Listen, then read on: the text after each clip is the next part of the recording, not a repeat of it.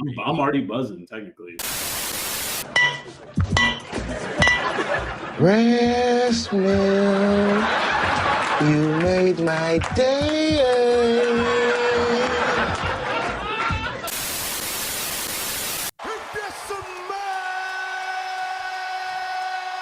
What the rock is cooking. Recording live from three locations. This is Past the Rock. I'm Patrick, and as always, I am joined by two great men, Caesar, a.k.a. Ceez.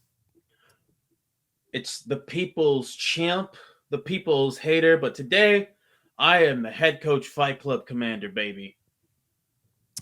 And Jacob, a.k.a. Bethke. Yeah, and I am here, present as usual, ready to bring the hot fire that you so often desire. Ooh. All right, guys. It's been a pretty crazy week. A lot of moving parts, a lot of stuff going on. We're going to hit on as many of these things as we can in as short a time as we have. I was at the Stars game last week, as you guys probably figured out. Great What? time. No, there's no way you were at the Stars game. Great time. You were out. There was a lot of stories circulating the internet about where you may or may not have been, but we're glad that we can put those to bed. Mm-hmm. They put up 5 against Edmonton, and it was one of the most fun games I've been to in the regular season. Crowd was a buzz, and so on that note, hey, this isn't the song I remember it to be. Yeah. Your "What's the Buzz" remix didn't survive more than the week. We'll see what happens next time. It's just like the Rangers. Absconded by anyways, so yeah, we'll get to what's happening, the big stuff this week. First, we're gonna kick off by plugging ourselves a little bit, and we're gonna remind you that last weekend was WrestleMania XL, aka 40.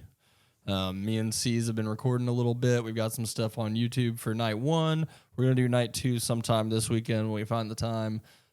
So real quick, I'm gonna pass this rock on off to Caesar to give you a little breakdown of what happened this weekend at WrestleMania. All right. Thank you, everybody. I know this is not our usual cup of tea on this particular show, but for those of you who may not know, Pat and I started a new show called Wrestling Royale. And as he said, we did partake in the consumption of WrestleMania 40, aka the biggest WrestleMania of all time. And if you hadn't heard, this is by every metric the biggest WrestleMania, the most watched WrestleMania of all time. And it's been a long time since wrestling could be considered cool in the mainstream, but we're there again. And you can hear us talk about that, hear us talk about what happened with Cody Rhodes, Roman Reigns, and everybody knows this guy, The Rock. So tune in if you haven't already. Episode 1 where we covered the first night, and then this next episode where we covered night 2 and the fallout of WrestleMania night 2. Yeah, I'm getting back into it a little bit. I haven't watched since elementary school, and it's been pretty fun. I've spent so much time on wrestling this last week, and I'm thinking about it a lot, and I've been watching. There's a lot of content to watch. Those guys never stop. Never. It is nonstop. It is every week. For those who don't know, like the WWE schedule for wrestlers, they're on the road wrestling about 3 to 4 times a week. They drive everywhere. The really well-paid guys get to have a tour bus, and then occasionally, whenever they do go abroad or they have to go cross country overnight, that's when they fly. They don't take a ferry. And it is a brutal schedule for them. And how did they get their poop cookies delivered to them? We'll that's get there. A good question. I didn't include that. I actually kept that one away, but yeah, I felt like that one was too. We might do that all next week. Might just be a reaction to that. But we won't beat you guys over the head too much with that. If you are into it, or if you're interested in learning more, you can find that on our YouTube page, and I'm trying to get them up on the Spotify stuff as well. But we'll get into the next topic that I got here on What's the Buzz, which is that the past week or two, pretty much the past week, women's college basketball has kind of had its spot in the limelight more so than it ever has before. You know, obviously there's the Caitlin Clark stuff, then there's all the LSU stuff, Kim Mulkey nonsense, Baylor nonsense. There's a lot going on. Perpetual Kim Mulkey nonsense. But it's worth noting that this is, you know, the biggest stage they've ever had, including ratings in the women's Final Four of at least 2 games that were higher than anything in the men's, higher than I think any of last year's Stanley Cup playoff games, maybe even higher in some World Series games probably. I don't know the exact numbers off the top of my head, but I know that it's unheard of numbers for any women's sport, maybe outside of the World Cup that they have. But it's trending in a positive direction if that's something you're into, or if it's something you're trying to get into. This is the time. Yeah, man, it's crazy how we're accumulating to like things that may not have been popular a few years ago are starting to really take hold in the mainstream sports media consciousness. Yeah, I think that's a great thing about, you know, we can all find good and bad things about the internet, but one good thing is that there's a diverse array of things for you to find and get into, and that gives people a chance to shine when they might not have otherwise. Bethke, I'll probably pass this rock on to you for a bit to let you expound on some of that. Yeah, of course, man. So, you know, the first thing I want to start with is citing the Mind Your Game podcast again, because those guys are really doing a great job. Between them and Michael Porter Jr., we're making sure that every question you could have about basketball is getting answered, whether you want them or not. And so they kind of broke down the timeline of how the NBA was existing. As you can tell from all the books behind me, if you ever read these, there's a lot of historical basketball books. Unfortunately, they are literally all basketball books. That's how, all of that. Actually, one of them's a little bit, but either way, of course, including one of those, this little thing right here, which is about all you could have ever gotten on the W back in the Dizzy before we had the good old internets.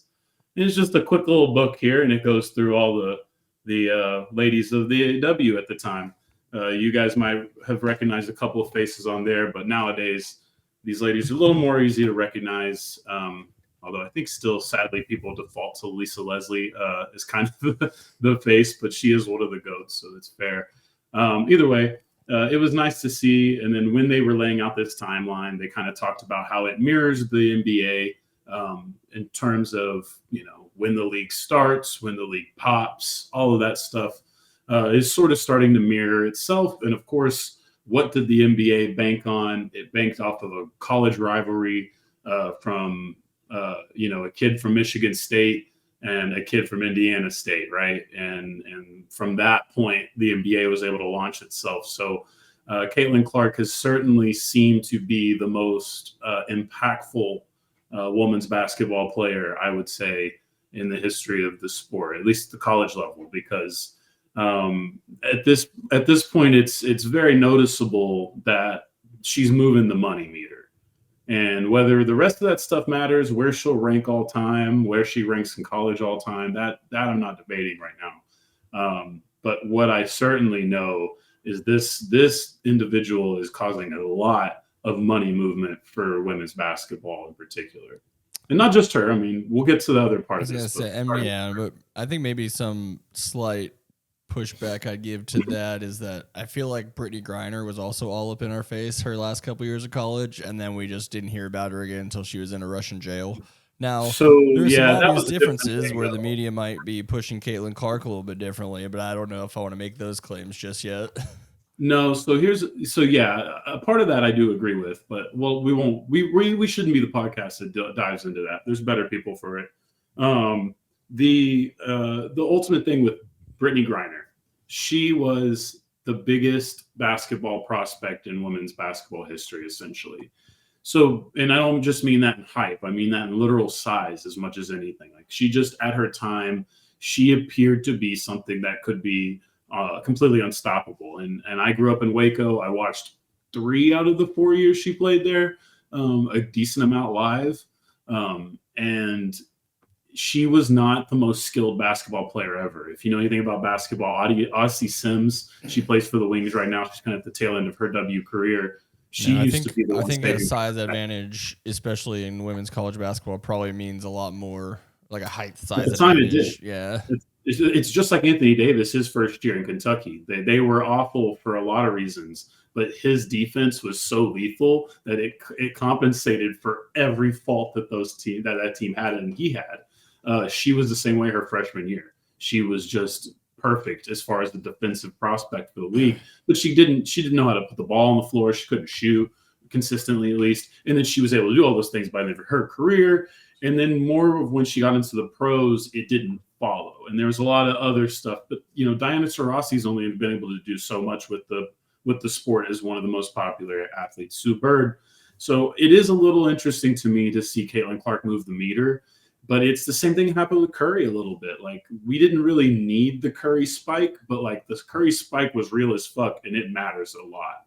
And so, like, it probably accelerated for the things 10 kids, years. absolutely, which is Yeah, what that's you what I need. mean. It accelerated things like 10 years in that category. I'd also say with a sorry, I almost forgot what I was about to get to. With the game itself, obviously you're always going to have the pushback. There's some hockey player just being really annoying about it on Twitter. I think he's a former hockey player now, talking garbage trash about just women's sports in general. And I think it is important to understand that it's a different game, but the level that the girls' game is at now is 20-fold higher than it ever has been. Every day and every year, it's incredible. But yeah, it's their game for what. If you can sit down and appreciate it, put away your Biases. your preconceptions and everything. Oh, yeah. Their game is at an all-time high as far as the depth and the quality. So that's something worth noting. And it's fun to see. It's just fun to see it's in the mainstream, at least for right now. Yeah, well, and we'll kind of segue to first congratulating South Carolina and Dawn Staley, because honestly, I hadn't really looked at Dawn Staley's career as far as like a basketball reference point of view. But damn, Dawn really has just been there since 2009, building a program the old-fashioned way, and really she supplanted Kim Mulkey's little version at Baylor, and then obviously she took down the Goliath that UConn was. I guess really that was a few people, but ultimately she was a big part of taking down the Goliath that was UConn, because you remember UConn was just railing them off year after year, undefeated season after undefeated season. And Dawn Staley really just built that thing up, and she's kind of at the peak of her powers here. This is sort of the exclamation point on it. They lost to Iowa last year in the Final Four, so this was also a revenge game as much as it was about the prospect of Caitlin Clark kind of outshadowing the dynasty that Dawn has built with South Carolina. So it was kind of nice to see that storyline tie up the way it has. It's also interesting to see Dawn's name in just even a rumor about the Hornets gig, because now I think people have to start taking that kind of stuff very seriously. It also means that she might be part of the rumor mill. I don't think they'll have the balls to do it, but part of the rumor mill of the Kentucky men's job. Because Dawn Staley is to be taken very seriously, and I think that breakthrough will happen sooner than later. People like winning, so if you got the pedigree, you're at least going to get a sniff, a shot, talking to. And the thing I would always say to the stubborn athlete, ex-athlete, or whoever it is, whoever's on that side, that they're usually the ones you're going to hear from because they got a larger platform. So I guess my only thing is I think especially, and to call back to JJ and LeBron, they talk about IQ a lot and about thinking the basketball game, and they're talking about court mapping, which essentially is just understanding where everybody is on the court at all times. And they understand, and basically they described it as most basketball players, like the general portion has like 80% of the court mapped out. The rare few have 100% of the court mapped out. And then the ones that struggle have like 20 to 30% of it mapped out. And I'd say if you've never played, actually, honestly, if you've played 2K, you're ahead of some of the people who have never played, where if you've only ever seen it on the TV, when you're seeing it side to side, like football, you have to play it live, obviously, but yes, it does help. You're not understanding the way the game works. But I would like to address a slight... Elephant in the room, elephant in the room, elephant in the room. Elephant in the room. So this gets into the more of the media side of this conversation, and you do have to wonder. Maybe you don't have to wonder, but it makes me wonder. Hearing so many flowers given, praise given, how many of that is people just, at least in the mainstream ESPN world, just like, well, I don't want to be accused of being misogynist, so I'm going to overinflate some of what I believe. And I do think some of that's out there, and I think it's worth at least acknowledging that there is some of that. And now if that eventually forces people into having better opinions, then that's great. Yeah. But when is it? When is that not existed for LeBron James or Tom Brady or any of the other great China teams and players that we have? Well, yeah, I mean, but you know what I'm saying? Like it comes with the territory at that point, and so I just wouldn't even pay it as much mind because it's better than the other thing, I guess. Yes, yeah, that's what I'm saying. I just wanted to bring it up so we could flesh some of that out a little bit because there is definitely going to be that angle of people bringing that up. And it's also a good point to remind people that we don't really need to save college basketball, men's college basketball either. No, as long as they don't bust up the March Madness. It has a decent formula with the women's game because the players can't earn as much. They earn better for the schools than they do the W right now or even overseas. So awesome. Now that it's all legal and fun and games, this is even easier now. Cool. Women's game is going to keep thriving. Men's game is going to get more confusing. And even in the women's game, if you're paying attention, there's a lot of big-time coaches retiring right now too. And Calipari is kind of the biggest subject here that I wanted to bring up. I don't want to go into college basketball too deep, but I thought this was an interesting thing to hit on. So basically, Cal has officially left the Kentucky job, and he is officially the head coach of the Arkansas Razorbacks. This was pretty shocking to a lot of people. And of course, there's some fun things locally here where SMU hires Andy Enfield, who was the USC head coach. USC hires Eric Musselman, who was the Arkansas coach, and then Arkansas hires Calipari, who was the Kentucky coach. And the funny thing about all those situations is that if you're just paying attention to the blind eye, you're like, whoa, what an effect. But we all saw this coming. Almost all of these teams were looking like they were about to switch gears and move on to another coach sooner than later. And they just had to all figure out different exit strategies. And then this one just kind of worked out. It was kind of like the coaching transfer portal, if you will. Which is absolutely a real thing, yeah. So that was really what it has been, really. Yeah, you just see it more in football, I feel like. It kind of just was that. And so that's how it went down. And so I thought that was interesting. And shout out to first of all, shout out to this Arkansas for apparently just being like, so you know what? We're about to buy everything we can and see how it goes. Because we thought Kentucky laid down some gula, some of that hard-earned cheddar cheese, some of that cheddar cheese for his basketball program prior. No. Now he's got Jerry Jones. You got Tyson Chicken. Jerry Jones money. Tyson what money. Is like instead of Dak Prescott and CeeDee Lamb getting extensions, you're getting recruits. Like that's what you're getting at Arkansas. So I guess sick if you're an Arkansas fan. It's good for it's good for the SEC basketball. So it is good for SEC basketball. I don't mind. I don't mind that I'm getting to see Calipari in my conference and potentially my division moving forward. And in that same breath, I just wanted to finish and let you roll on whatever, just so we can move. Yeah. Celebrate the UConn Huskies back-to-back national title. Shout out Dan Hurley for grinding, calling his shot. Dan Hurley called his shot a couple years ago, said, get beat up on us now while we suck, and look at him back-to-back. He's already basically gone on national television and laughed at the Kentucky job, which is even more pimp thing to do. So I just respect that. And if he makes me look like an idiot by taking the Kentucky job, might be Kentucky. Yeah, you just never want to. Never put 100% on any coach doing anything. At this point, I have to believe that he has no reason. Do they have a Joakim Noah on that team? Anyone that I'm going to be excited about moving forward? Who? UConn? Yeah, Donovan Clingan and Stephon Castle. And I think there was a couple other kids who might have earned themselves a little extra playing time in the summer league and maybe an opportunity because of the Natty. And obviously, I just bring up Joakim because he was on the last back-to-back title team, and I don't know of anyone else who was on that team. The modern one just still uses Al Horford. Bill Self? No, that's Billy Donovan, who we're Donovan, actually sorry. going to be able to talk about at the end of this, who's also in the role for the Kentucky job. And most people think, why would you go back to Kentucky? Or why would you go back to go to college and when you have a pro gig that's so easy, right? Different strokes, different folks. It's an entirely different job. Just to tease what's coming up, the Chicago Bulls are going to give us a little example of why he might decide to move on. And with that, the last one or two things I want to mention here in the buzz.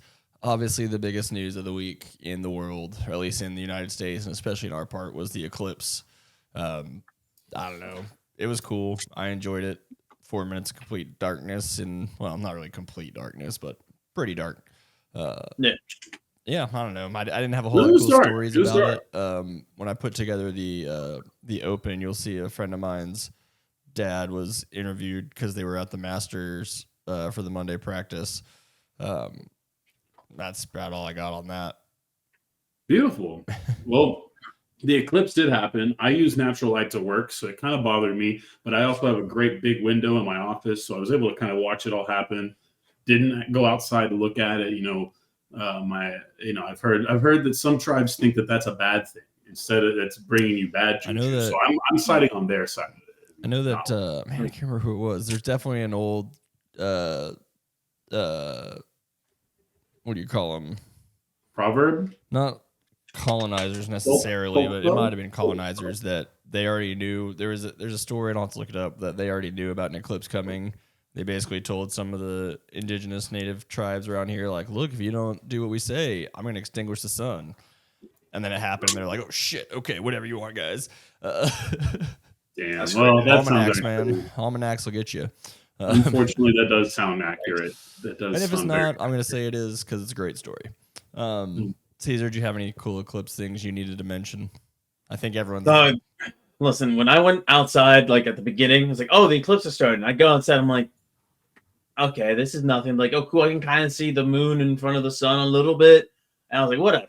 I can't believe I spent like $3 on these glasses. Go back inside, do whatever I'm doing. And then all of a sudden, I'm like, why the fuck is it so dark in the house? And then that's when I run back outside. I'm like, oh, okay, nature is kind of cool. The totality was cool, and it would have been pretty cool. You could go down to like San Antonio, where it was going to last a little bit longer, but this was fine. I enjoyed it. Oh, nice, that's why San Antonio got killed. Yeah, it seemed like they got a lot more like traffic issues and bullshit. Oh, absolutely, yeah. The further down towards hill country you went, it got cooler and cooler. One thing I did want to mention though. And I saw this. I don't know if it's true or not, but it'd be so appropriate and so funny if it was true. But apparently, in Texas, they can measure, internet traffic on Google by region, state, and all that stuff. They said the number one search thing in the state of Texas was, "Why do my eyes hurt?" After the eclipse. Yeah, for sure, it's a real concern. And then, of course, when you look something like that up, much like with COVID, you're like, "Uh-oh, I'm starting to feel it." Yeah, I had one. I do have a headache, and my vision is a little blurry, I think. One of my coworkers is like, yeah, I looked at it straight up, no glasses. When did you look at it? Yeah, because if it was, you were allowed to look at it during. But it's just like, do you want to risk that? I did. Yeah, I did a couple times, but.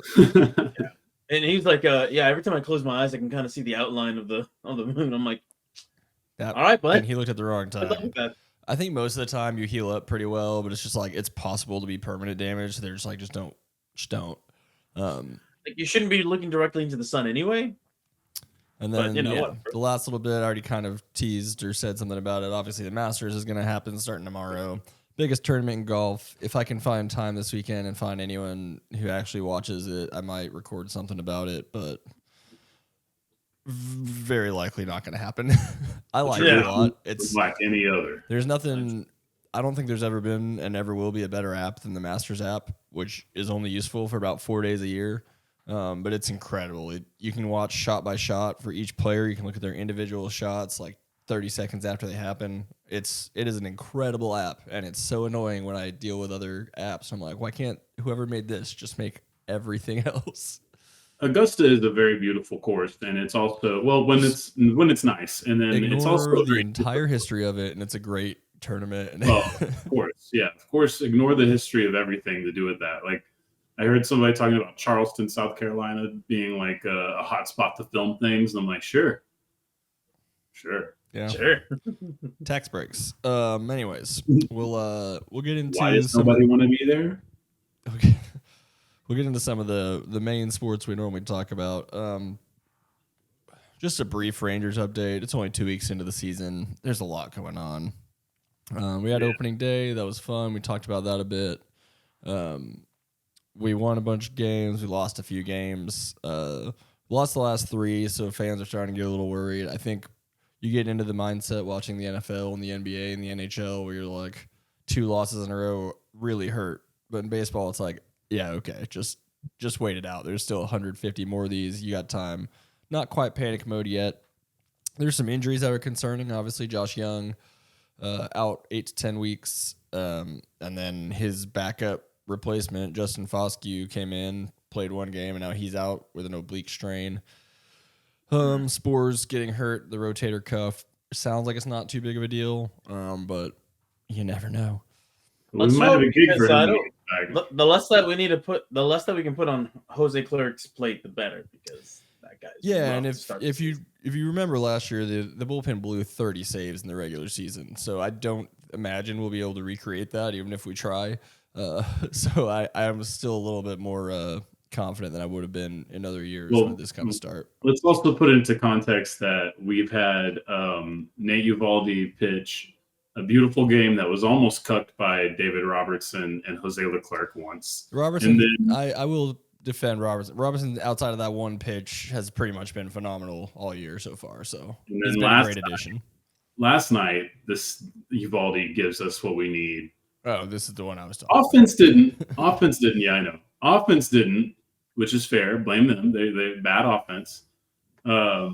But then David Robertson, Jose Leclerc are like, hey, man, so we almost fucked it up the last time. We're going to make sure we do a good job of fucking it up this time. And they combined to fuck it up. And Rangers are still somehow in first place despite some of these things, at least in the division. Yes, the only team in the division with a positive run differential. Houston's even right now, but they're 4-8. If you had told me before the year started that we would split the first 4 with Houston, I would have just said, yeah, I'll take that right now. What I would love to see next time we play Houston is just to stop pitching Yordan Alvarez the ball. Just don't pitch him the ball. I don't care if the bases are loaded. Walk that motherfucker. Take the run and move on. Well, here's the thing, though. We've got, Dunning, Heaney, and Gray that you have to at least give 4 runs to get a win out of. You know what I mean?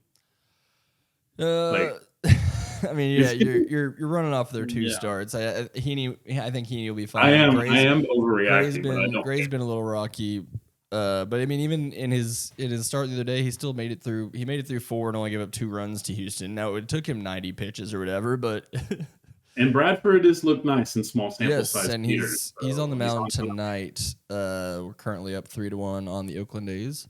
That's nice to hear. Yeah, so you know. And then I'll hit a couple of one baseball note is that the A's announced they are officially going to be playing in Sacramento at a little baby ballpark for a couple years while they don't have any plans moving forward. Obviously, the owner thinks he's going to Vegas, Oakland. But Vegas hasn't necessarily been too receptive to his demands, so I don't know. Montreal. I wish. I would like that. Get ready to learn Birmingham, buddy. More like Nashville. Yeah. But Nashville's speaking of relocation and expansion, there's some stuff happening in the hockey world right now, which we'll bounce on over to for just a second. I just realized that just sitting here with this stupid basketball on top of our screen. There we go. I tried to save it. You're good. Both of us picked it up. Yeah, so there's rumors flying. There's been all kinds of stuff with the Phoenix, formerly Arizona Coyotes, about what is happening, if they're going to ever have a real arena there. Now we're getting reports that potentially that franchise might be moving to Salt Lake with an expansion franchise opening up in Phoenix. What? It is just terrible right now. No one knows what's happening. Unfortunately, we can't trust anything that comes out of the commissioner's mouth because, I don't know, you guys. That's probably, right. Dallas Stars still run Houston, Texas. You guys probably don't remember this, but when people started reporting that the Atlanta Thrashers might be leaving, Gary Bettman came out and said, "There's nothing going on there. We're still working with Atlanta. We have no plans to leave Atlanta." And then 11 days later, they announced Atlanta was moving to Winnipeg, which is on the other side of the continent, almost as far as you can get. So we don't trust Gary when he talks about any of these things. You got the Mayflower truck out. It's also feels like if they do what they're talking about there, it's kind of similar to the Browns going to Baltimore and then creating the new Browns. And I don't know, man. I don't like any of it. I wish they could just figure it out because Phoenix is a great market and they've got a cool design and everything. So even if it would be nice if a new team came to Phoenix that got to at least keep the cool logo and name and everything. But I feel bad for the fans there who have to put up with this. It's so awkward to root for the same thing, but the different. You don't get any of the history. You just get the logo. Not that there's deep history there, but still. For the Browns, it was for the Browns, it was a wild ass thing to do. It was a really wild ass thing to do. We'll get into the Texas hockey, the Dallas Stars. 3 games left in the season. We are 1 point behind the New York Rangers for the best record in the league, which wins you the President's Trophy, which is something the Stars did when they won the Cup back in '99. It's a double-edged sword. What? What'd you say? I said Joe Biden hands them a trophy. Yeah. Okay. But anyways, it's a double-edged sword to win that trophy because I think it's been over a decade since the winner of that trophy has actually won the Stanley Cup. Which speaks to the parity of the league more than anything. We're 1 point behind first place in the entire league, and we still haven't technically clinched our division yet. I don't think. I think that'll happen tonight if Colorado loses, but it's tight. We had a great win against the Avs, who are right behind us in the Central. Was that Sunday night, which was a tough one because we played a day game in Chicago on Saturday. Didn't get to fly out until Sunday morning to Colorado, and then won there. It's just championship shit. Look, it's the team's deep. As I mentioned earlier, I went to the game last week. We won 5-0 there. I'm going again tomorrow night for the third to last game. All of these last 4 games being at home. And I've never seen anything like this team. I was 8 when we won, so I don't quite remember a lot. I definitely wasn't watching a ton during the regular season. So this is the most deep and strong 4-line team. We've had enough bridesmaid moments at this point where I've got to feel like there's enough momentum for this team. And there's got to be. Are you the Buffalo Bills? Are you? What are you? We have an actual championship. Well, yeah, but you know what I mean. In this portion, and that's a testament to what the fans are like around here, that we didn't lose our team when we were in bankruptcy back in 2008 and the league took over. I don't know if y'all knew or remember any of that happening, but kind of late aughts, the league had to take over because Tom Hicks didn't have any more money. And then obviously the Rangers were in turmoil for a bit because of his money as well. Thanks, A-Rod. Yeah.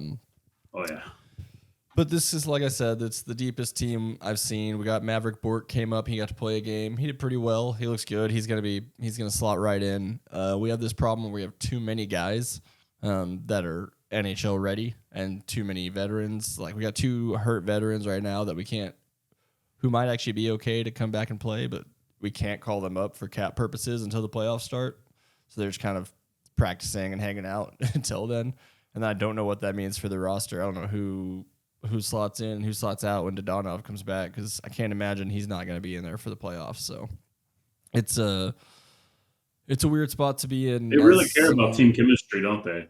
When they're organizing the league calendar, they're like, let's emphasize everything that destroys and rots team chemistry. I don't know. I mean, there's tricks you can do. Vegas and Tampa Bay have been kings of this, using the long-term injured reserve and then somehow just pulling in like superstars to start the playoffs that they just haven't played in months, and I don't really understand. This is what Kawhi Leonard wants the NBA to do. Oh, absolutely. Yeah, no doubt.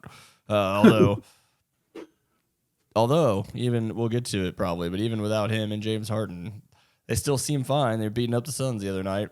Speaking of poor Phoenix organizations, it's a down bad time for all of professional sports in Phoenix right now. I'm pretty sure. They're back to back tonight, so the Suns can quickly erase history. They can eclipse. But yeah, I won't beat you guys down with too much star stats or anything. Just know that this is a legit contender. This is a great team. Jake Ottinger's won 8 games in a row. Nice. All right. He's the first goalie in franchise history to have 2 7-game win streaks in a season. And in these last 8 games, I think in 7 of them, he's given up 2 or less goals, 2 or fewer goals. He was just big chilling early in the season. And it's funny watching because some of the goals he gives up, you're like, what are you doing? But it's still just like, well, it was only 1 or 2, and the offense usually picks it up. For the 5th time, we won 50 games in a season as a franchise. All of those have been in Dallas. Suck it, Minnesota. Thanks, Norm Green. And then, 25 of those wins have been after giving up the first goal, which is an incredible sign. Because this team last year was not that team. They better score first, or else it looks like they're not gonna get it done. So all that to say, great team. It'll be interesting to see. We're either gonna be playing Vegas or LA in the first round, and I want to get my revenge on Vegas. Did Vegas they suck? Yeah, some of their best players aren't playing because they got to bring them off of LTIR for the. Oh no, this is no. They're also just not as 2007 bullshit. They're not as good as they were last year for sure. Which doesn't mean they couldn't beat us again, but we're in a much better place than we were last year. And with all that said, I'm going to go ahead and get us on to the meat, which I believe is going to be starting with basketball. This is Past the Rock. Boom. Dropping in, coming back in. We usually flex in a nice little transition, try to do like a little bit of greeny teasing on ESPN, but today we're just raw dog cutting it in, coming in. Getting ready with the hoop season finale coming up on Sunday. We're going to finish this whole deal by breaking down sort of where everybody sits in the standings and some of the games to look forward to as we wind down the season. But I wanted to be a bit of a romantic and share with you guys a season in review that I put together. It's going to be a little different than anything we've done before. For our visual audience, this will be great. For our listening audience, I might have to explain a little bit more. So hopefully the context I've added does a good job of making sure that everybody's got what they need, All right. So without further ado, my love letter to the 2023-2024 NBA season. So far, of course, we still have playoffs and shit, but we're going to get started out with Jimmy Butler, and we're going to get started in Media Day because it's a natural beginning point here. And I just want you guys to enjoy a little bit of that.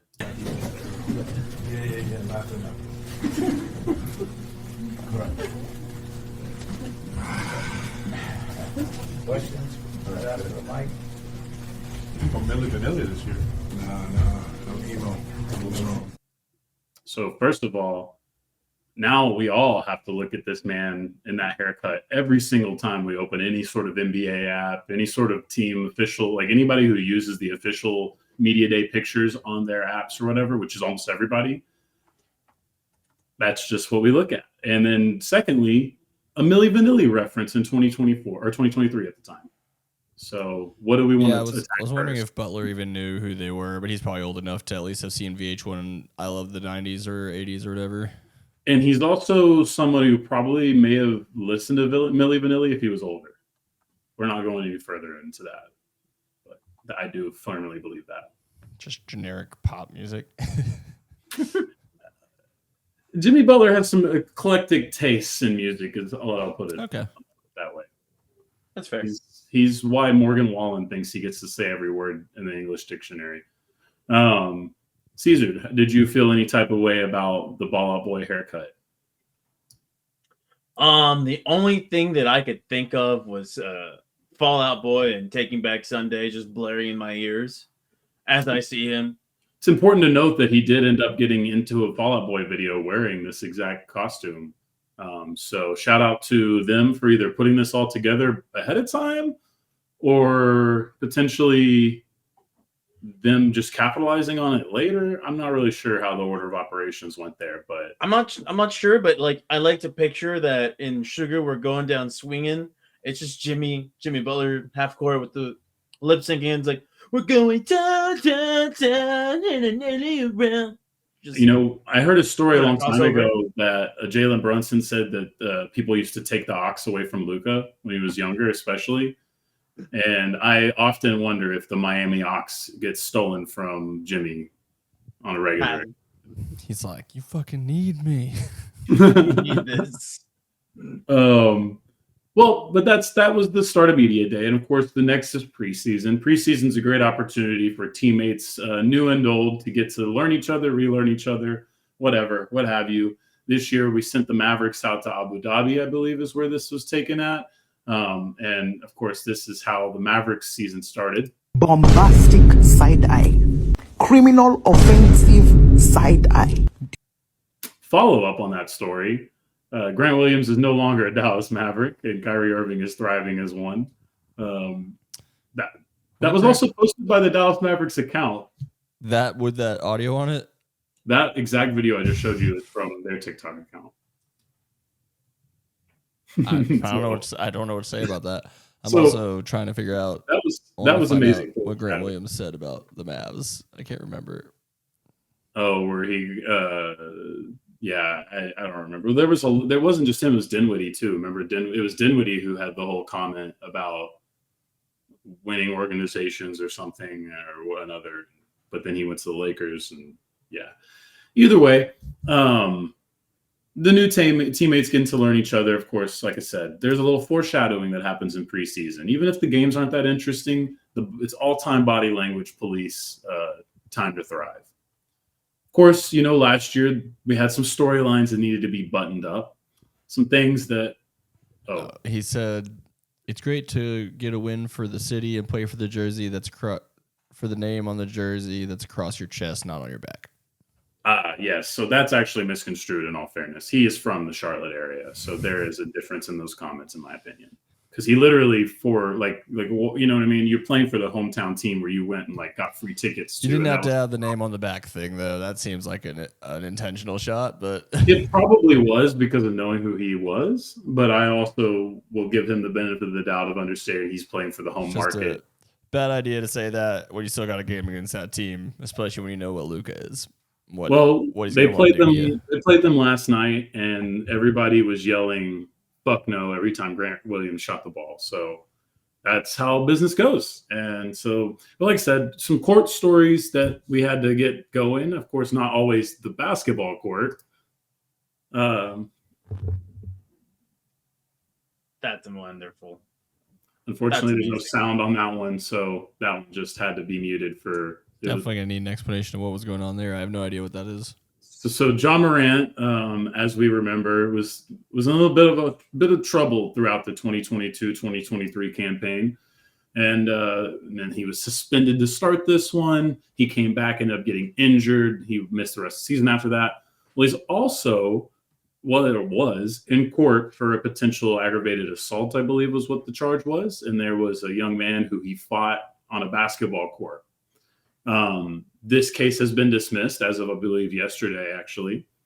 And stand your ground policy, whatever. Was it? Yeah, I was gonna say, was it a criminal or a civil trial? It was civil, I believe, actually. So was it dismissed or settled out of court? No, actually, I guess it would be criminal. Damn, I didn't look that up. That's smart. I was so busy looking for. There was different testimony that was really funny. I took the lamest part that I just thought was funny. With them showing how to pass a basketball properly, because apparently that's where this all started, was getting checked in the face. Yeah, it's a criminal trial, but the judge said self-defense, so we're good. Okay, that's why.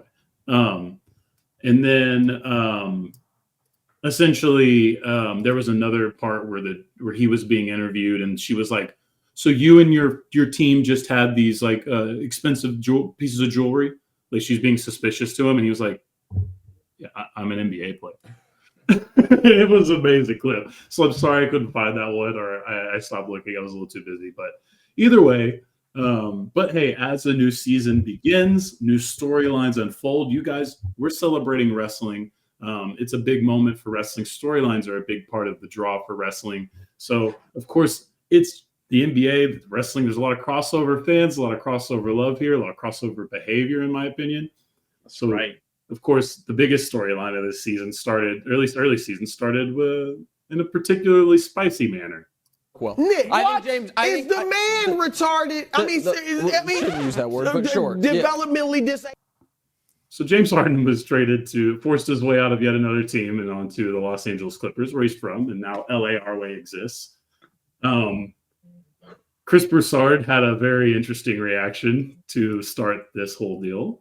And so how do we feel about that? Was that our favorite moment of the year so far? Is that That was so out of pocket and so left field. And dude, man, Chris Broussard should have just stayed being like the breaking news guy that he was in ESPN, because putting him on the panel, I'm just like, oh my god, this guy's. I just see a lot of bad and not a lot of good from Chris Broussard. He's got sort of and he has like a relative that has it, so it's technically fair for him to say cancel police. At least that's what he says, And obviously, we talked about at the time, Nick Wright agreed with him. So there's a lot of that's the underrated part about it. There's a lot of the conversation there. So anyway, James Harden went to the Clippers. It was bad to start, but hey, it got really good. But at the same time, James Harden did sort of leave some room for interpretation. That it played so well when Harden came on as a starter. Westbrook went to the bench. Out of the corner, it's Kawhi for three. No. Back tap, right to Harden. Into the lane. Pitches to Coffee. All day. The lefty will raise. Now, it was nice and left that whole clip so that it showed him getting the assist and doing the right thing. But of course, if you didn't notice in the clip, he closed out on his teammate Kawhi. Yeah, Harden passes the ball to Kawhi and then immediately closes out on him to defend him. I remember when I read that on the title for the video on Reddit, and I was like, well, surely someone mistyped this, right? Did he ever explain himself? I never did. He claimed he was trying to keep it loose. Yeah, they were trying up to have big. fun because they were killing whoever they were playing. Yeah, I ultimately just included that I have because to believe that because it's the only thing that actually makes sense. It's the most obvious explanation, because otherwise it's just he literally had a stroke that only lasted a half of a second. Yeah, no, like I said, I left it long enough to show him getting the assist to Amir Coffey. So all spare and love and war James. We just had to do that. And of course, maybe there will be more James Harden stories as we go. Of course, I didn't clip the whole 7-minute long rant the Mavericks guy had. He's kind of looked both stupid and right at the same time at multiple times this year. So you remember the Mavericks like broadcast guy ended up having the whole rant about Harden go viral. Oh, Brian Damaris. Yeah. So yeah, I didn't put him on here. He's both looked really right and really wrong in the time since him saying all that stuff. So it's been fun to see how that's. Quick fun fact: Brian Damaris was part of the broadcast.com sale. He worked for them when Cuban sold them. That makes sense. I see. And he's pretty decently known in the Dallas improv / stand-up scene. No, all right. Well, two fun facts for you about Brian Damaris. Maybe he's funny. I don't know. Hasn't broken big.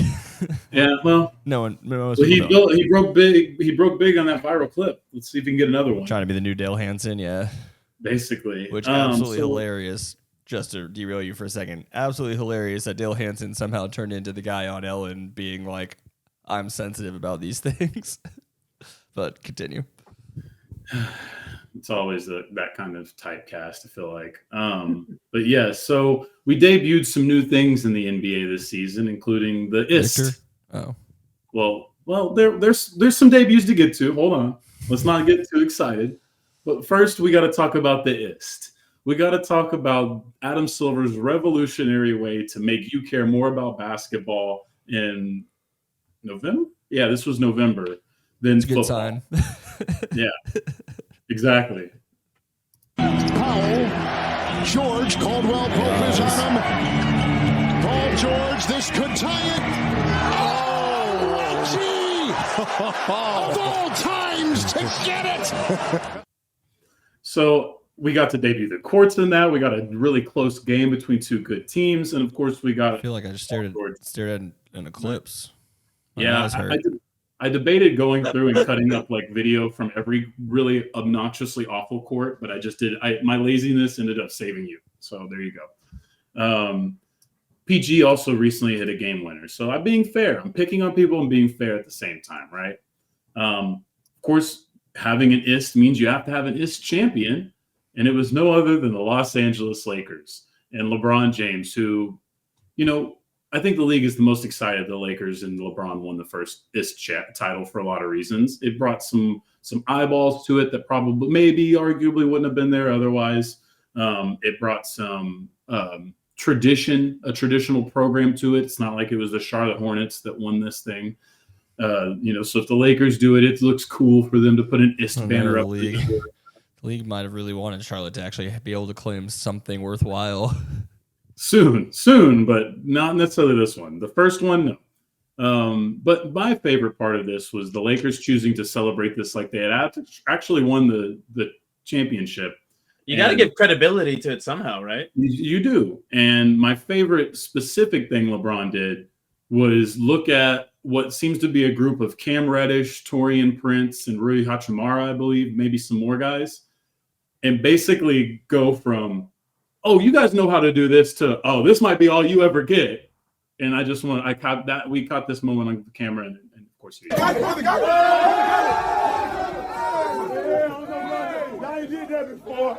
I ain't did this shit the whole time. Yeah, they over here. At first he goes, yeah. Oh, no, y'all ain't did that before. And he's right. That might be the highlight. At first, I thought it was a mini bottle of champagne. Then I realized that these guys are gigantic people.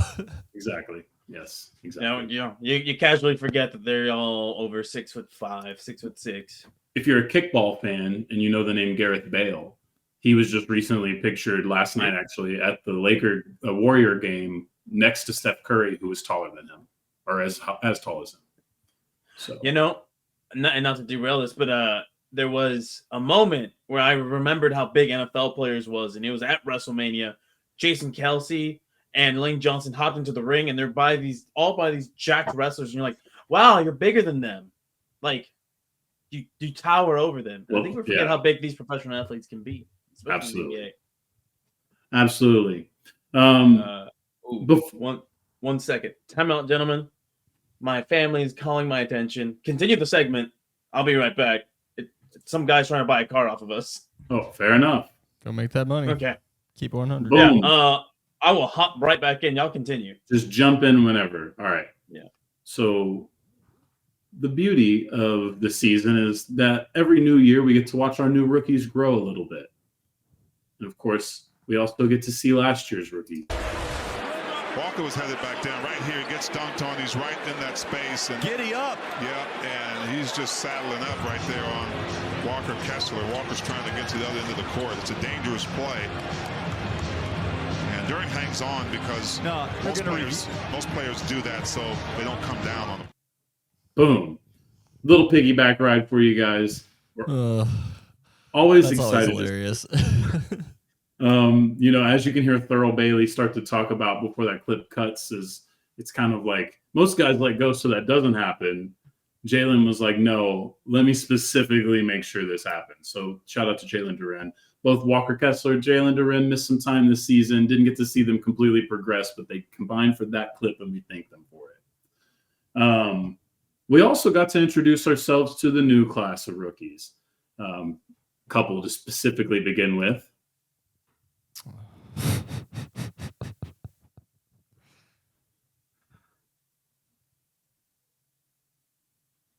Obviously, the league didn't really have anything to, the league hasn't spoken on this. We've gotten many of these jersey swaps, and either way, a couple of rookies. Honestly, this is a great moment for them, in their career. For the listening audience, that was Grady Dick and Anthony Black doing a jersey swap and making sure they're standing in the proper order for it to say Black Dick. Exactly. I hope that helps the SEO. And yes, one of them does already have a podcast. Of course, I would be remiss to talk about this I'm rookie surprised class. that not both of them have a podcast. Anthony Black's got to step his game up. I don't know how Grady Dick got there before. I can't believe any under like 30 NBA player doesn't have something running right now. Step your game up, right? So, of course, I would be remiss to mention this rookie class without mentioning a very special rookie, even though he may or may not care too much about the unwritten rules of the game. For the San Antonio Spurs to get the win. McBride throws it down.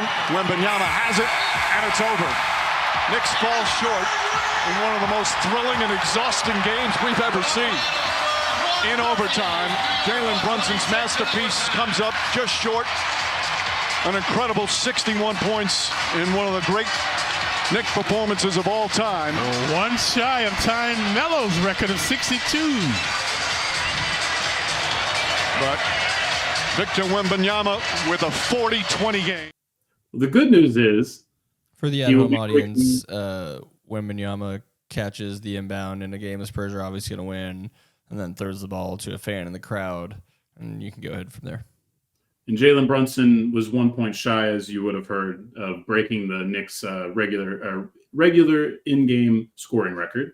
And essentially, this is obviously something that kind of is important, kind of unimportant, doesn't really matter. Jalen Brunson wasn't butthurt. And no, they never recovered that ball. That fan that I left for the visual audience, he got to keep that ball. My man. So that was a fun part of our little unwritten rules. But don't worry, Victor will break plenty of other things besides unwritten rules. Look, I don't think I just can't imagine in France that people are like, I was 1 point shy, I need that ball. And Victor, or he might not even have any clue what's going on there. He's just happy they actually won a game and gives the ball to a fan. That's what I was going to say. Just don't tell Giannis about Victor's disdain for the unwritten rules, because Giannis wants his fucking ball back when he sets the record. I don't know if you have any of that in here. And because you guys like wrestling so much, I thought this was very pro wrestling. I'm sad Caesar's not in to see this, but if he was, I cut it to where this looked as much like wrestling as possible. Because this took a little extra to win this one tonight. Something's going on in the corner over here.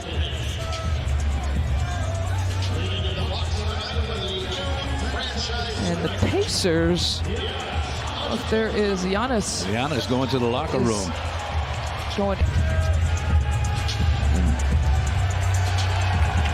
And Giannis comes back out of the tunnel. I heard it may have something to do with the game ball. Giannis wants the game ball, and I think the coach for the assistant coach for the Pacers maybe make sure he's going to get it.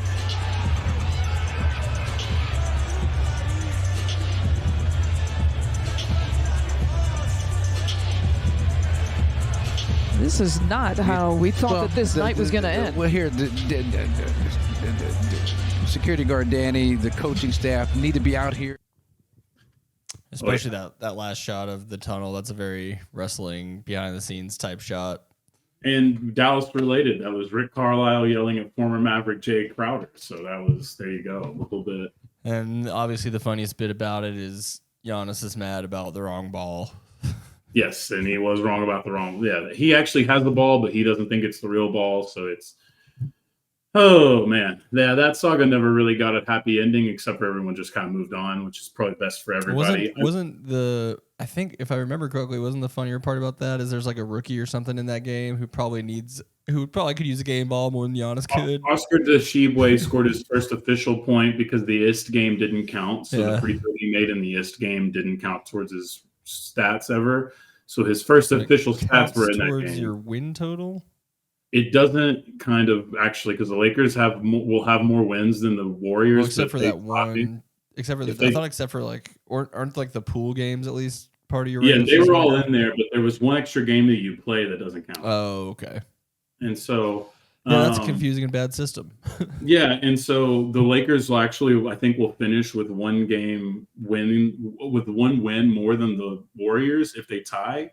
But the Warriors would get home court advantage because of the tiebreaker, even though they would have one more win technically. Very funny system that they created. My second thing, and unfortunately Caesar's not here for this, but the WWE. Is this the most WWE moment in NBA history now? Of course, the other one I would bring up. Mouse in the Palace. Mouse in the Palace is a little too on the far side there. So that's a little too much attitude there. The Clippers Rockets tunnel game. Clippers Rockets tunnel is probably the only other category candidate here, I would think. And that would probably be my bet because they the alleged laser sights. Again, we're talking about the severity level of what potentially may or may not have happened. Alleged. Well, allegedly may or may not have happened. So, I think it's safe to say if that's not the most WWE moment, the Clippers Rockets secret passage certainly should be. But Giannis wasn't the only person frustrated early this season. Is it bad? And Kawhi with 8 points tonight, 3 of 5 from the floor. It is only 3.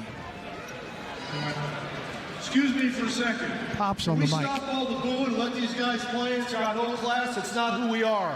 Knock off the booing. Pop telling the fans to lay off Kawhi Leonard. But that's not San Antonio. Well, I don't believe I've ever seen that. I've seen a number of college coaches. And I had to let that linger because, of course, Pop saying that did increase the booze. Yeah, of course it did. So, unfortunately, Pop, Can't imagine any other coach being allowed to do that in the middle of a game. No, that's what, as you're hearing, they're talking about college coaches have done that. I've seen, Jim Boeheim used to do that, where he would just yell at Syracuse's people. But, yeah, that's very funny. Coach K, I've seen Coach K grab the mic, but, yeah, never seen it in pros either. But he's got to just... Why are we still booing Kawhi, guys? I got over it. You can get over it, too. I feel like Wemby now, 5 championships in Wemby really makes no one else be sympathetic to the Spurs at this point either. So I feel like it's really just an inner city thing. If you guys really want to just do that, cool. But no one's sharing the sentiment. But unfortunately, it's like the rest of us who aren't booing can't overpower the sound of the booing. Yeah, no, so, I get it. I get it. It's like I said, I got over it eventually. I think they should too. Oklahoma City will always feel away about Durant. You know what I mean? I get it. These things happen. But his disciple, Pop's disciple, that is Mike Brown, he made sure to also show his displeasure this season by giving the media a little film breakdown of what he thought the refs were into. Man, I know David Guthrie and Brian Forte, great guys, great officials. I don't really know Inte well, but he seems like a good guy, and they're human and they all make mistakes. And I just want to Dip. Let me see that, man. I just want to show you guys why I got kicked out of the game right here. Absolutely legendary status. Absolutely legendary. Of course, the ref stuff like that is why I don't know if I can't remember if we talked about this.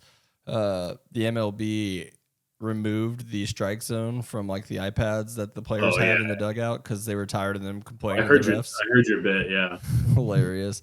That's incredible. I love this. This is one of my favorite things of this whole NBA season. Absolutely, and this is the story, and so it continues on. He was not the only coach that was upset. It looked like he shot with 23 free throws in that fourth quarter. What did you? Thank you, Doug. That's outrageous. What happened tonight? This is completely BS. This is shame. Shame for the referees. Shame for the league to allow this. 23 free throws for them, and we get 2 free throws in the fourth quarter. How to play the game.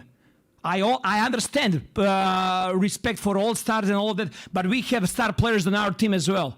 How's possible that Scotty Barnes, who is all-star caliber player in this league, he goes every single time to the rim with force and trying to get to the rim without flopping and not trying to get foul calls. He gets 2 free throws for the whole game.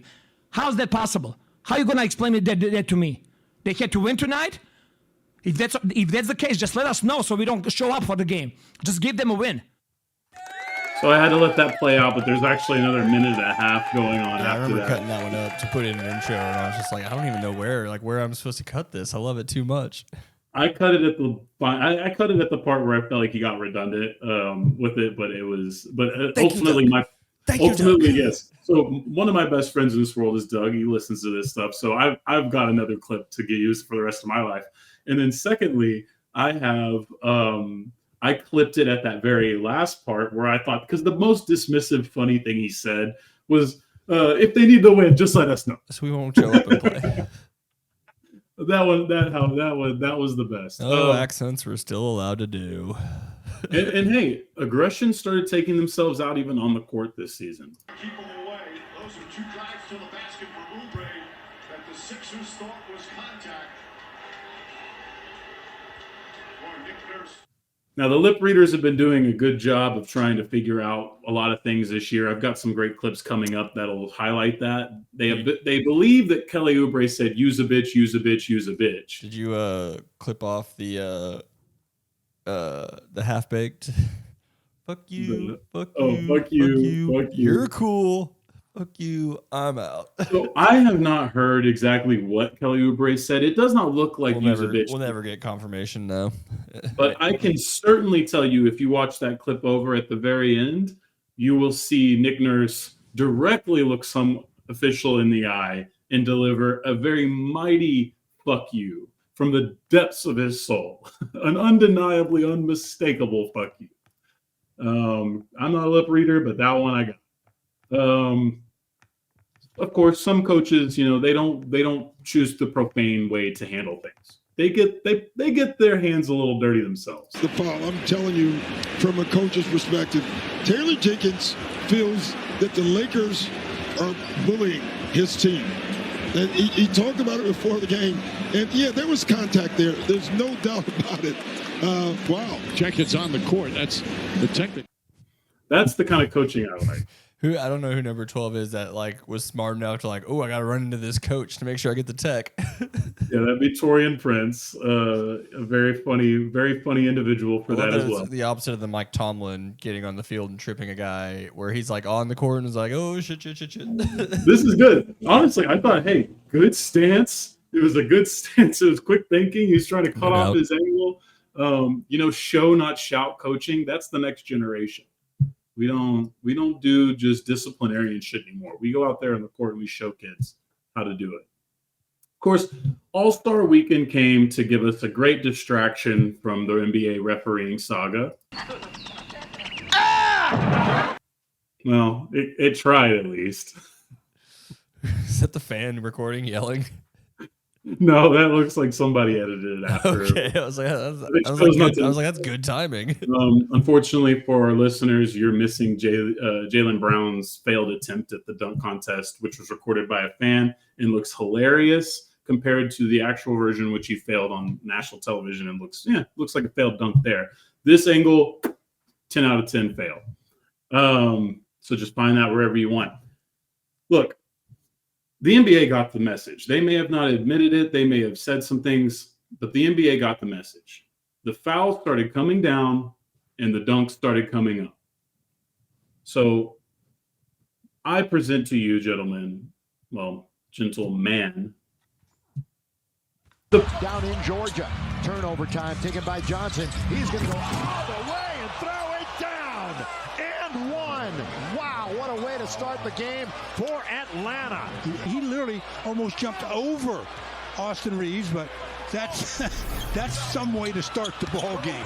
And only had one shot attempt in that first half. Another turnover for Utah. Edwards gets it back and threw it down. And one from the rafters. Hitter's hurt his hand on that too.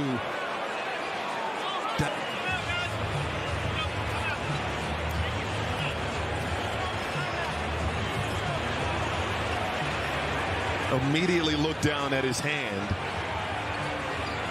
after the dunk. Beautiful, beautiful things. I just realized that's the first time I noticed on that Edwards dunk that he's using his left hand to wrap around Collins at the end of it there. Exactly. All the best dunks have a little extra flavor, if you know what I mean. That was amazing. Happened on the same night. and if you're listening again, we're talking about Anthony Edwards dunking over John Collins and Jalen Johnson dunking over Austin Reeves. Of course, the great thing about the media and all the coverage we have on this is that we got a view from the donkey and the view for the dunker. And this is two different individuals talking about two different dunks, but again, we got different views. Here's Austin Reeves' view on his posterizing, being on the other side of a poster. It would be negligent not to ask you, Austin, about. See, this is why I don't like you. I know. I'm a good reporter. What happened on that first play? Everybody's seen what happened. Nobody had your view. You don't want my view. So obviously, he got a bit of more of a view than everybody else that usually gets posterized. Yeah, he got nuts in the face. If you didn't see the video, whole lot of. But don't worry for the visual or for just the listeners at home. This next reaction is a lot more verbal than it is visible. This is from Anthony Edwards reacting to his dunk. Ass nigga. Oh my god. Hey, that was my best dunk of my career, I'm not gonna lie. You got some good ones. Whoa, and we manifested a Ceez back into life. I'm back. Sorry for the delay, fellas. It's okay. You jumped in at a perfect time. So the dunker, we got the dunks of the year is where we're at. And we got the view from the dunker. Edwards talking to Ceez there at the beginning. Yeah, it may have been. Of course, local media got his reaction. That part didn't make the live broadcast, but it was put online for us to enjoy. So that happened. Of course, Anthony Edwards is always good for a few funny videos every year, and this is my favorite. Again, not highlighting the funny haha, he said a word that we caught on camera. No, please listen to the very end of this video for why I hold it so dear.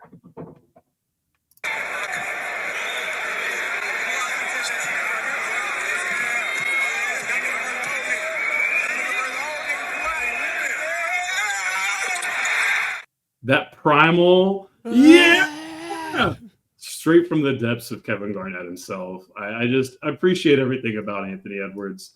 I hope he continues down this path. I just, there's some other stuff that happened with Ant this year that we're not going to endorse on the program either way. But I'm sure that some people will watch this and be like, hey, there was some other funny things that he did. Just called a 32-year-old man old. He did call, he did, but unfortunately in basketball, that's the way the shit works. So either way, that was a very fun little clips, and thank God that we mic the rims, right? The rim mics catch so much now. I know why they don't, but it'd be great if they took a page from the WWE and had floor mics that actually picked things up. Yeah, well, it already picks up too much. Especially if you listen to a game in headphones like I do a lot, we'd lose some of the white players pretty quickly. If you hear a lot of swear words in an NBA broadcast now. Actually, kind of surprised how much they get away with without getting shit on by censors. But anyway, Carmelo Anthony was great at that, by the way. Yes, Carmelo. You can hear that. Fuck out of here. Of course, ESPN had their annual tradition of picking a young superstar in a small market and trying to talk his way out of there with Zion Williamson. Unfortunately, this time, a lesson was learned. Do not make enemies with the Pelicans social media. That's not what you want to do. Because, unfortunately, that was Kendrick Perkins. That's Kendrick Perkins? That was Kendrick Perkins. Would you like to see it again? Do not make enemies with the Pelicans social media. That's not what you want to do. Is he 400 pounds? He's enjoying. Holy crap, that's awesome. You just don't normally see someone go that full out. He was a big dude as it was, but I always against that. Shaq had to actually slim down recently because it's actually really hard to get old like that. Oh, but, yeah, it's gotta be terrible on your back and your heart. You got a couple more years of pulling that off, but hey, eventually I thought it was Killer Mike at first. Goddamn. Of course, this is what Perk, or part of what Perk was referring to. Now, this man was a bona fide scrub. He can't play. No disrespect whatsoever, but I'm sorry to tell everybody the truth. The man cannot play the game of basketball. He has small hands. He can't catch the ball. He's got bad feet. He can't really move, even though he's mobile. Doesn't really know what he's doing. Doesn't have a post move that he puts to memory that he can do 2 times in a row. He has no game whatsoever. Plays no defense. Doesn't have the heart, the passion, or anything that comes with it. That was perfect. I'm glad that we got y'all's reaction with that as well. I got nothing. I got no real thoughts or care about the New Orleans organization, but for that alone, I'm into it. Yeah, honestly, right? Like, shout out to those probably guys. the most relevant thing that's ever come out of that organization, honestly. For now, and so hopefully they play some playoff basketball and change that. But unfortunately, I think I'm we gonna have to take my shots. Well, I would have to agree at this point. But hey, a new season. We've talked about new. There was still some classic storylines running. Caesar, don't worry. I threw some WWE mentions that you missed, but it's okay. They were all for you. They'll be here if you want to circle back. The classic storylines, as the WWE has gotten back into, a couple of those happened, like an old man making history again. Organizations he's played for, his teammates, and the next generation. It's been absolutely brilliant to sustain excellence over 21 seasons, and it doesn't come without incredible work and the support of your family, and there's the react. What a moment for the James gang.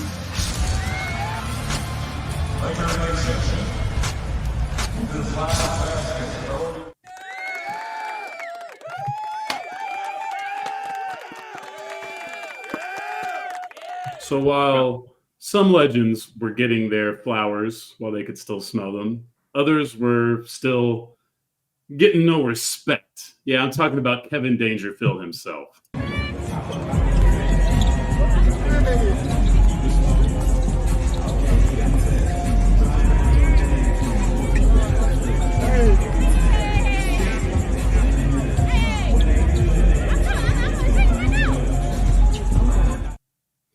Unfortunately, I only have a very cheap, generic Microsoft editor, so I couldn't really get you that better quality there.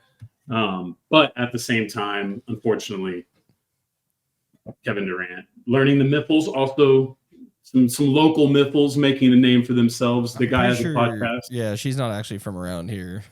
Oh, okay. Well, Either way, one of them is and one of them isn't. I can't remember the way that worked, but one of them has a podcast. And so we have to shout him out, and wherever, if anyone ever found out about that or found his actual podcast, and if they got any traction, I don't know if anyone. I assume that was the entire point, but I know they came up with some fake bear trap story, but So either way, a friend died, and he always called Kevin Durant a bitch, so that means we're gonna call him a bitch for him. Even if they staged it, we got content out of it, and we thank you.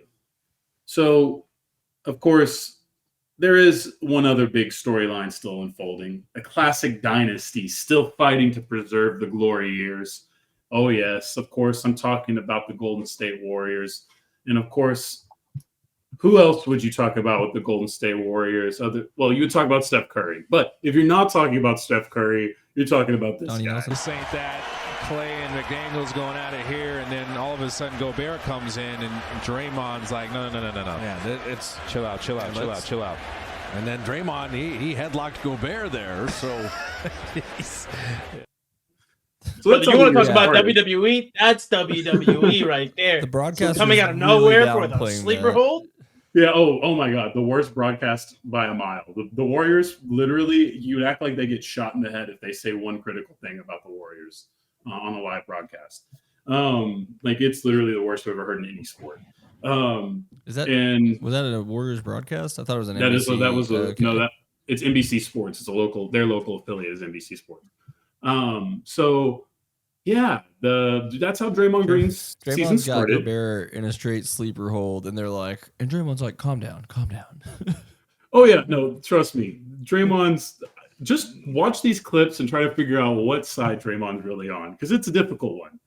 He's a genuine WWE character in real life. Oh yeah, like in real life, like the delusion, the aggression, the like I'm the victim, but I'm the one hurting people. that's textbook professional wrestling. If I've ever seen it, he's in the wrong profession. Is WrestleMania always this time of year? It's always in April, yes. That's a problem. They need to adjust that because I'm telling you, the NBA players would be there. They would show up in a heartbeat if there was some big time shit in the NBA offseason. Oh, there is. It's called SummerSlam. Oh, okay. So SummerSlam is their thing. Okay, so they have to separate the football players and the basketball players because they can't play nicely. Yeah. All right, fair enough. All right, so that was how Draymond's season started. Of course, at that point, no one was really reading it. It's Draymond being Draymond. What, guys? He's a champion. He's earned the right to do some shenanigans, right? Well, then society decided that we needed to have a conversation. Oh, man. Well, that's going to be a flagrant. Was it? Was it a flagrant? Yes, it was definitely a flagrant, and I'm so happy that's why I had to leave that part just for Van Gundy to get off. It looks like it's going to be a flagrant. Yes, it does. Yeah, who knew smacking someone upside the head? But like, I'm talking about rearing back and smacking somebody upside the head is really what I'm talking about here. An impressive showing from Draymond Green there. Of course, that got him suspended, but an indefinite suspension, a weird little parting of ways temporarily. The way he reacted to it made him sound like he was going to break up with Adam Silver. Well, there was a lot. Him and Adam Silver had some emotional moments. But don't worry, because good guy Dre came back, and this was the new Dre. George, nice pass underneath. Plumlee missed the shot, though. And now grabs Pajemski, who gets hit in the face. And now Kuminga shoves Plumlee. Draymond Green comes in to hold Kuminga back. Ty Lue stepped in there. Just as you said it, within seconds, tempers flare, coaches are on the floor, bodies hit the deck. They're starting to battle a little bit. Draymond Green and Paul George barking it.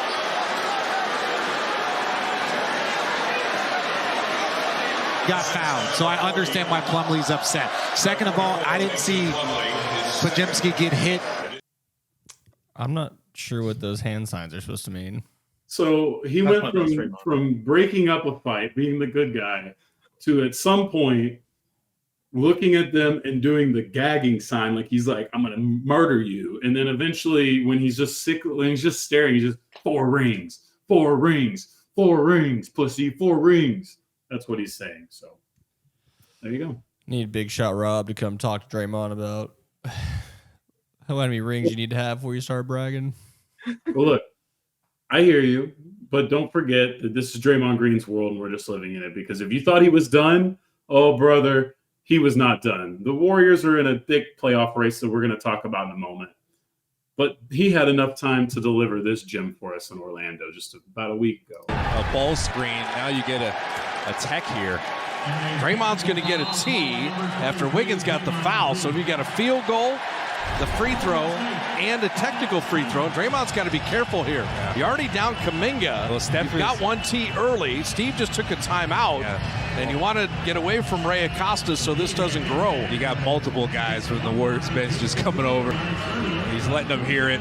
The officials are kind of letting him speak and say his piece. He got another tag. AJ's gone. He just got ejected.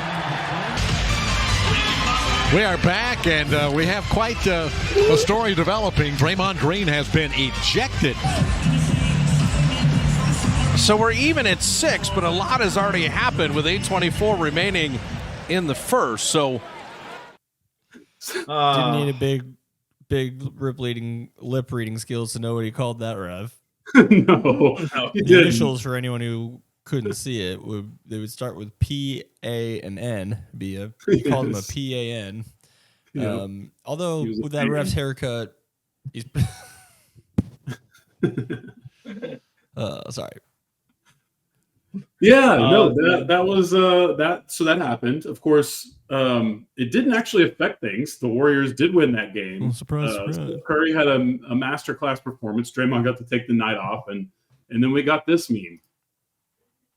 Or did we? Oh, in the background. The background. Is it just Curry being sad? No, it's the "I'll fucking do it again" hug. Y'all haven't seen it. there's a picture of Steph Curry being hugged, or a still image taken from a video of Steph Curry being hugged by Draymond Green.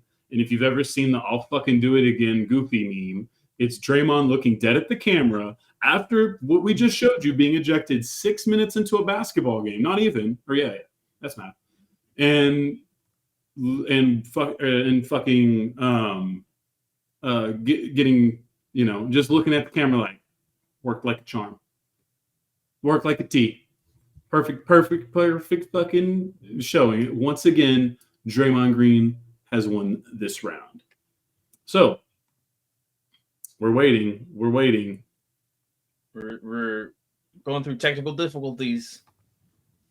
Oh, there it I don't know is. if that's the exact one you had. That was the quickest one I could find. No, that was perfect. I had a different one without the text, but that one looks actually funnier, so I like that.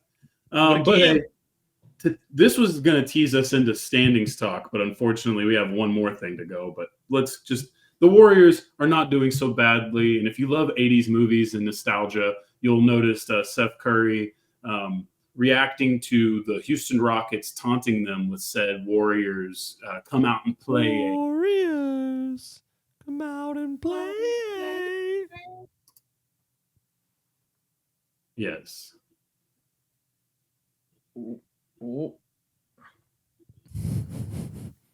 Beautiful.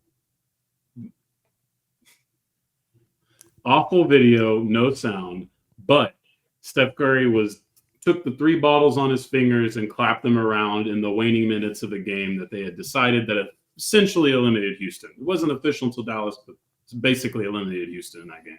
Oh, too bad. How many NBA players actually get the reference? Like, actually? I mean, shout out to Tari Easton. Tari Easton's like second year, third year in the league, and he was the one who made the reference. So, like, I mean, shout out to him for being a cultured young man, but he was wrong for doing it this time. I bet most of them were like, what does this have to do with Diddy and breast milk?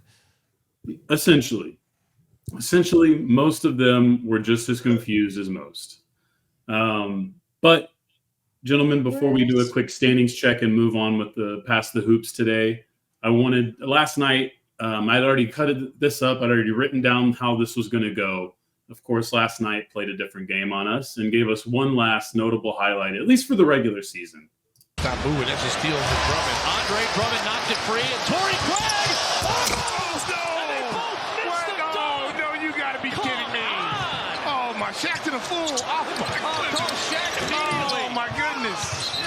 Oh, wow. There's a timeout. Oh, my goodness. Wow. Billy Donovan is furious right now, and Andre Drummond is hurt after all that. Man, you got to be kidding me.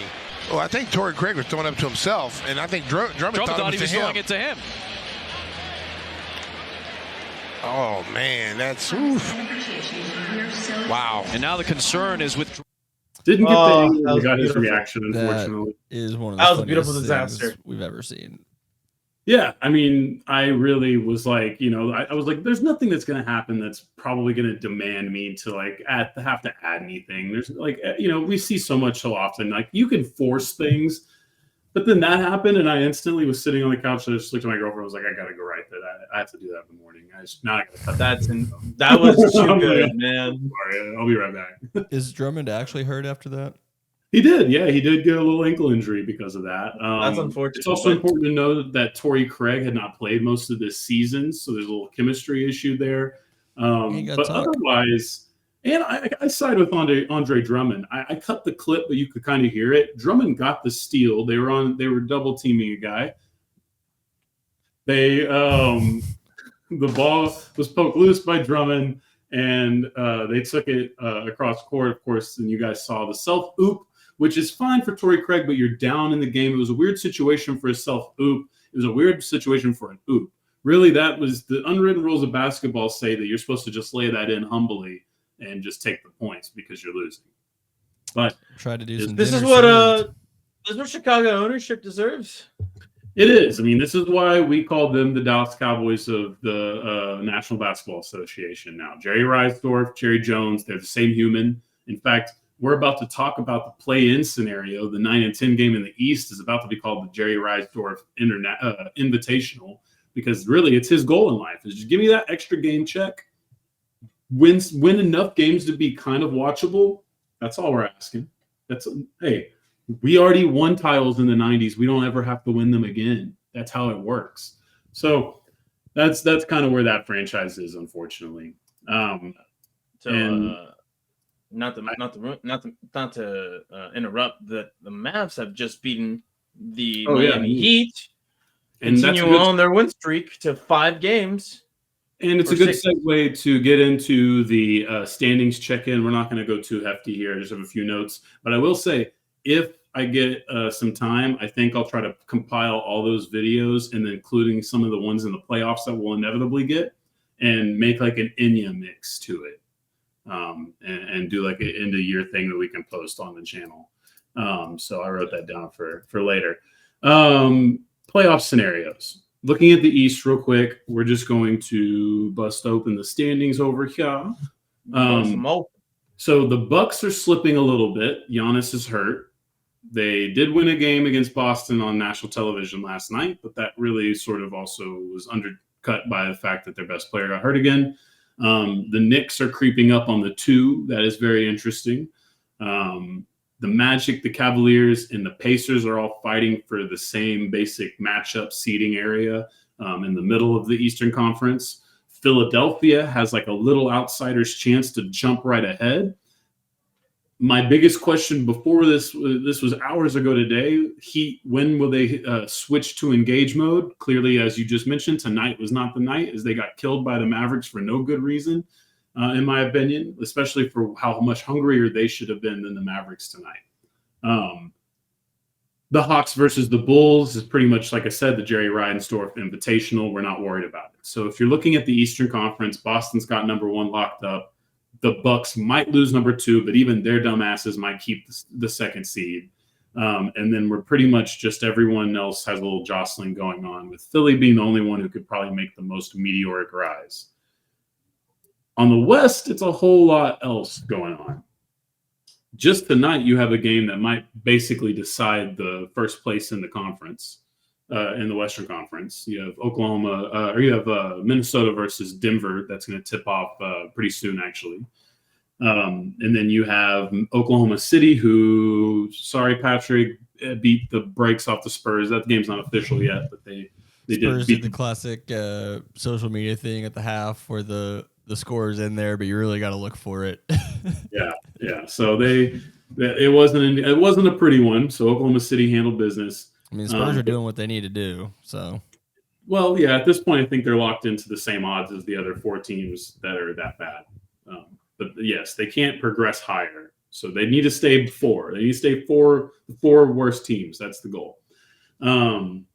The Clippers and the Mavericks are likely locked into another playoff series, which we can preview in depth at another time, but be prepared. That looks very imminent at this point. The Pelicans, the Suns, and the Kings are all sort of fighting for the same positioning. Also, the Bucks look like they're beating the shit out of the Magic without Giannis tonight, which is embarrassing for the Magic. Unfortunate missed opportunity for the young basketball team. And the Hawks lost to the Hornets, so Chicago is likely going to host the Jerry Reinsdorf Invitational. So good for Jerry. But yeah, so the Pelicans, the Suns, and the Kings are sort of fighting to stay out of the play-in, and the Lakers and the Warriors. I think the Lakers have a little bitty baby outside chance of sneaking out of the 9-10 game, but not getting into the 6th seed. And then the Warriors are stuck in the 9-10 game no matter what they do, but I think they can still hope. I think it looks like the Lakers and the Suns, Kings, and Warriors are all locked in. Am I wrong there? Or that just means they're guaranteed to at least be in the play-in is probably what that means. So okay. The top 10 teams in both conferences already decided. Okay. Houston, Brooklyn are officially I thought out. the little dash P meant they were in the play-in already, but I think it just means that they're guaranteed to play in. Yeah, so you have PI, which is play-in, and then playoff spot, which is just, I guess, generic. Yeah, I'm good with the X, the ZXYP over here on Yahoo. So that's the way that rolls. Let me ask you this: if the Mavericks played in the East, would Luka Doncic be the unanimous MVP? Yes, because they'd be a 1 or a 2 seed right now. No, not just that. I mean, I still think Luka could be the MVP next year. No, so not unanimous. First of all, this isn't a unanimous kind of year. There's too many good candidates. Second of all, and it's really hard to do. Second of all, I still think he kind of can win it here the way they've set up. I mean, this was another good night. He played right. Yeah, I think he should. Like, I don't like. I'm okay with grandfathering certain players out of an award, and when you're Nikola's level. I mean, look, if you didn't, I actually hate this argument because this is the argument I hate for when people are like, oh, we can't do unanimous first ballot Hall of Fame for baseball guys because Babe Ruth didn't. But like, if you weren't going to give Jordan 10, you weren't going to give LeBron 15 MVPs, and what? No, I mean, it's just that simple. It's a narrative award for the regular season. And ultimately, in my opinion, and I think a lot of people feel this way, is the goal is to get MVPs when you're still young and getting better. But the ultimate desire is to trade the MVP consideration for finals MVP consideration. You know what I mean? And all NBA, I guess, maybe. To some extent. Financially, yes. But ultimately for the positionless basketball, but for shit talking reasons, for the GOAT statuses, that's what they care about is finals MVPs eventually more than MVPs. And so that's just a part of the argument. So if Luka wins the MVP this year, I would expect Nikola to get the second finals MVP of his career kind of thing, you know. But there's other people, you know, the Boston Celtics would like to have a ring. They've more than put together a team that might be worthy of it. So we'll see. Does that mean Kawhi Leonard gets to be in the GOAT conversation, or there will be people who put Kawhi in the GOAT conversation because I was ready for it up until he started just missing so much time. I mean, he is in there for as far as like if whoever you want at their physical prime. I got a hard time picking against that physical freak. And honestly, this year we've seen a lot of the kind of Kawhi that you would talk like that about too. But he may not even be playing in the playoffs. Like we still don't even know where his injury situation is today. So we'll get to more of those as we go the days ahead. So tomorrow there's going to be 5 games. The Celtics, we'll see if they rest for the Knicks. That ends up impacting the 2 seed. But since the Bucks won tonight, the Bucks might have locked in the 2 seed. I'm not sure. The Pelicans and the Kings will be playing tomorrow for a seeding game that's very important. And still got 3 games to go. New York could beat them. Okay, so then the Knicks need to win out. So we'll see if the Celtics play. I don't know if tonight was win 48 or 49. Yeah, so I don't know when it updates either. I don't think that game's actually officially a win either for the Bucks. Oh, then never mind. They'll be at 49. Yeah. The Knicks. It's still 8 minutes possible, left, but probably unlikely. Yes, and then this is what to be prepared for. We won't dive into the wholeness of it, but here's a great run for just to be prepared. Friday night there will be 15 games, and then Sunday during the whole day there will be 15 games, and that's the end of the season after that. Some of the notable things, there will be a lot of teams just trying to handle business Friday night. There will be a Cavs-Pacers game that's worth watching. For seeding purposes, there will be a Pelicans-Warriors game worth watching for that reason, and there will be a Suns-Kings game worth watching. Otherwise, it's just a bunch of teams trying to handle their business, essentially. And then I didn't even write down any notes for the Sunday games because everything is so tight and everything could fluctuate so much in the 2 days before that. There was no fucking point. So that's essentially the way to look at it. Enjoy some playoff hockey. Enjoy a little baseball. Because the games are going to be a little more sporadic on the days wise, but when they do happen, you're going to get butt blasted with some basketball. Hell yeah. That's the way I like it. Just like Diddy likes it. Ooh, Diddy did it. Oh, no Diddy. Diddy did it. Bethke did it. What? He did the segment. Shout out to Chaz NBA, Legends, Bleacher Report. There's all these different YouTube people I stole those clips from. We do good journalism here. If I remember, I'll tag them in the description. In the words of the late Kid Craddock, if you steal from me, you've stolen twice.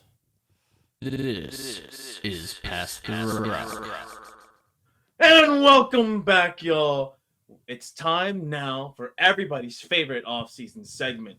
It's the return of your favorite hypothetical middle-aged men beat-down extravaganza. It is time for Head Coach Fight Club. Just pretend that there was some music there and, whatever. Listen, this year it's going to be great. As we all know, and for those who might need a refresher, or you're just joining the program for the first time and you weren't here for last year's, our reigning defending champion, Arthur Smith, unfortunately cannot be here to return to defend his crown, as he was fired. Never lost. He never lost. The loser. But he sure did lose his job. So, unfortunately, both our champion and our runner-up are no longer in the Fight Club pool. So, you should look forward, everybody, to the new coaches in the pool. It might change things up. And for our returning fighters, this is a chance at redemption. All right? Things change. People change. Body types change. They could be in shape for the fight. They could be in worse shape for the fight. Who knows? But there is one thing that everybody needs to know. Last year, we just kind of flew off the cuff. Every fight was just a hypothetical. All right? Some of us took it quite literal. Some of us went way out there. Never forget. Some of us weaved every single nook and cranny of the rules possible. And sometimes there were no rules. All right.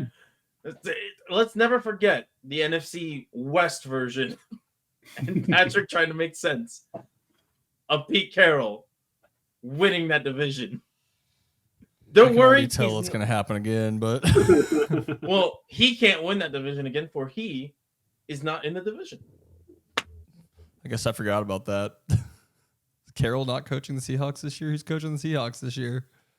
Isn't? I thought he was. No, there's a new coach. There's a new coach. Yeah. Huh. There's a new coach. Yeah. Because he's the new coach that was almost a new coach for somebody else, but then he was like, I'm going to be the new coach for Seattle. Yes. Yeah, Washington. Mike McDonald. Yeah. That's why Dan Quinn's in Washington. Yeah. That's right. So, y'all, let's get into it. A quick reminder of some of the rules, the few rules that there are in Head Coach Fight Club, and that is the PTR. And no, that doesn't stand for Pass the Rock, but it's close enough. It's the Primetime Rewind. So, 3 hosts have 2 rewinds to use throughout the entirety of this tournament. For those of you who may not know what the Primetime Rewind means, it just means that at any point, at any given point, we can turn back the hands of time for our selected warrior so that they may fight in the prime of their life. All right? But we can only use that 2 times throughout the entirety of this entire tournament. We're getting 2 this year? We're getting 2. Last year was 1. This year it's 2. Because we got to introduce some chaos. And because there are now new fight types. I think 2 works. That's right. 2 Primetime Rewinds and new fight types. We are introducing the Wheel of Battle. And in the Wheel of Battle, there are various different categories for types of fights. So we are now introducing boxing matches, pro wrestling matches, bar fight brawls, anime-style battles, a good old-fashioned fight at midfield, and my new favorite that I hope that we get sooner rather than later, it's a medieval joust. And we'll explain what a medieval joust is whenever that happens. But for now, we are doing NFC East. All right? Only 2 advance from this. 1 goes into the winner's bracket, 1 goes into the loser's bracket, and then those who end in 3rd and 4th, sorry about it. You should polish up on getting your dukes up, boys. All right. Without further ado, let's look at the seedings. In the first seed, it is the Dallas Cowboys and Mike McCarthy. There he is. That Mike is ready. It's his revenge season, as Bethke said in our group chat. Oh my God! In the second seed, it's unfortunately the guy in the top right corner. That's right. It's good old Nick Sirianni of the Philadelphia Eagles. Thank you. Now, in the 3 seed, representing the New York Giants, he's Butterbean himself, Brian Dabble. What the fuck is that image on the right? They took his beard and put it on his head. Honestly, that's incredible. Honestly, you could have gone with some worse ones. So, oh God! For our listening audience only, please look at this on YouTube. There's no way to describe this other than like imagine if his bald head was his chin, and then his bearded chin was his head. It's a lot. And in the 4 seed, brand new to Head Coach Fight Club, the new head coach and the former defensive coordinator of Dallas Cowboys. It's Dan Quinn, baby. Oh yeah. I'm sorry. There was bad options, so then the 2010 meme format just had me dying. I just had to. Oh, all right. Now let's go ahead. We will go with the 1 seed versus the 4 seed. That's right. Fat Mike gets to go up against his defensive coordinator early on in the tournament, and then 2 seed Nick Sirianni and Brian Daboll. Gentlemen, I know I'm the host of this, but I want to give power to my host. Which fight do we want to see first between these 2 matchups? I kind of need the anime fight, if I'm being honest. No. Which of the 2 matchups do you want to see first?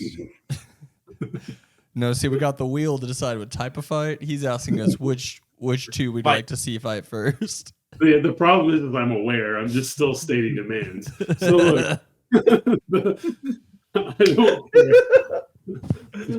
Listen. I understand. We will see what the wheel says. The rest of this, I don't care. Whatever one, I think they're both. Let's start 2-3. And all right, Nick Sirianni and Brian Daboll. Gentlemen, this is a fight of different body types. That's for sure. You have the round, rotund Brian Daboll, a little short, right? Very thick. Butterball.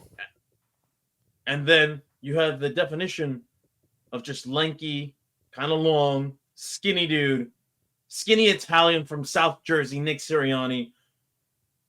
It's the age-old debate. Which wins? Length versus girth? Let's find out what type of fight this is. The wheel spinning.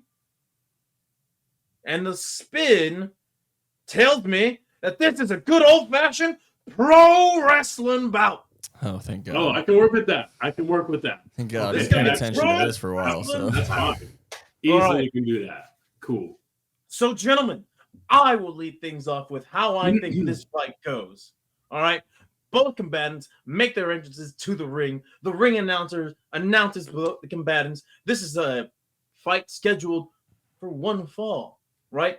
First person, get their shoulders pinned. 1, 2, 3. They lose. Whoever wins, right? And in this case, I think both gentlemen lock up. But it's clear, despite the fact that Nick Sirianni has the length, he cannot move the round, rotund Brian Daboll. Brian Daboll scoops him up, slams him onto the ground, hits the ropes, goes for a dive. Nick Sirianni evades the dive. All right, kicks up, and he's tuning up the band like he's Shawn Michaels. All right, Brian Daboll, he's not in shape for this fight. He is gassed already. But you know what Nick Sirianni does? He gets emotional. He looks at him. Those tears start flowing because he doesn't want to do this to his fellow head coach. He goes for that super kick. But guess what? Even though he lands, Brian Daboll don't move. You need more than just a skinny leg to the chin to finish old Brian Daboll off. What does Brian Daboll do? Buddy, he picks him up, and this is like celebrity deathmatch, Undertaker tombstone, right? Tombstones this man straight into the mat, breaks his neck. 1, 2, 3. Brian Daboll beats my team's head coach, Nick Sirianni. I'm sorry, Nick. I just don't think you have the dog in you to win in this type of fight. I feel like that was very, that was therapeutic a little bit for you. So I just want to take a moment to let you have enjoyed that. A little bit. You know, this is what's known wrestling as a squash match because he had no chance. That's fair. That is fair. Patrick, do you want to have a sane and rational take for this wrestling? This for pro wrestling fight? Yeah. I'll go ahead and give my little my version of this. So the way I'm seeing this is, you get Dabble, you get Sirianni. They have their intros. They're in the ring. They're ready to fight. Honestly, they probably don't even get intros. It's probably like a cutback from commercial break, and both guys are already in the ring. And the announcer's like, "And here we are for the for the lower tier NFC East fight."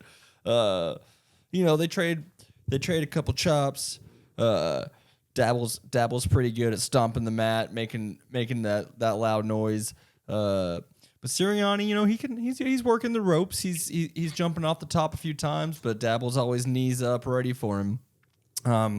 But eventually, Kelsey and what's his name come out. Lane Johnson. Kelsey and Lane Johnson come out, and they're holding Dabble down. And oh no, here comes Sirianni for the pin. But all of a sudden, what's that? Oh my God! It's Intercontinental Champion Sami Zayn running out to defend his Canadian brother Brian Dabble. He's Canadian? Yeah, nice. He's Canadian American. What a fool. Sami Zayn comes in, double clothesline, takes out Lane Johnson, takes out Jason Kelsey, then picks up Nick Sirianni, throws him to the ground, and then he sits on top of him while Brian Dabble crawls over and gives him a quick 1, 2, 3. Brian Dabble wins this fight. On my end, let's see if Bethke's got something different to say. Well, this is the tiebreaker. Technically, we are. Oh wait, you picked Sirianni to lose. Wait, yeah, Dabble pinned He Sirianni. picked Sirianni to win. I picked Sirianni to lose. You are the tiebreaker. Okay. I picked Dabble to win. Yeah, Wait, there's you 2 picked Dabbles. It's already Never over. mind. I just want to see what Okay. your thoughts were. Oh, my bad. But I agree. Okay, I just wanted to make sure we were all on the same page. So look, I'm Confusion not in fight 1. So I am not currently confused anymore. However, I did disagree with you, gentlemen. I got there a different way, though. So I look at a lot of the NFC least as a lame duck coaching kind of season. There's a lot of lame duck coaching candidates, right? None finer than the 2 gentlemen we have here in this fight. Potentially could be looking at themselves in the unemployment line very soon. So, it's wrestling. We got to have our whole production. We got to have something going on here. This has got to be important. This is about status. So Nick Sirianni says, I'm going to start by intimidation. He fucking slams a jar of pickles because that's motivation or something, and then slams the jar of pickles on his head, and now in a bleeding, heaving On his mess, own head. on his own head. And now he's right. Now he's got the crowd rolling on his side. Brian Daboll is not amused. My friend, he came out loaded with 100 tacos from Taco Bell. Instantly devours. Turns them around. All we hear is grumbling in the arena. Lights go down. You hear grumbling. Lights come up.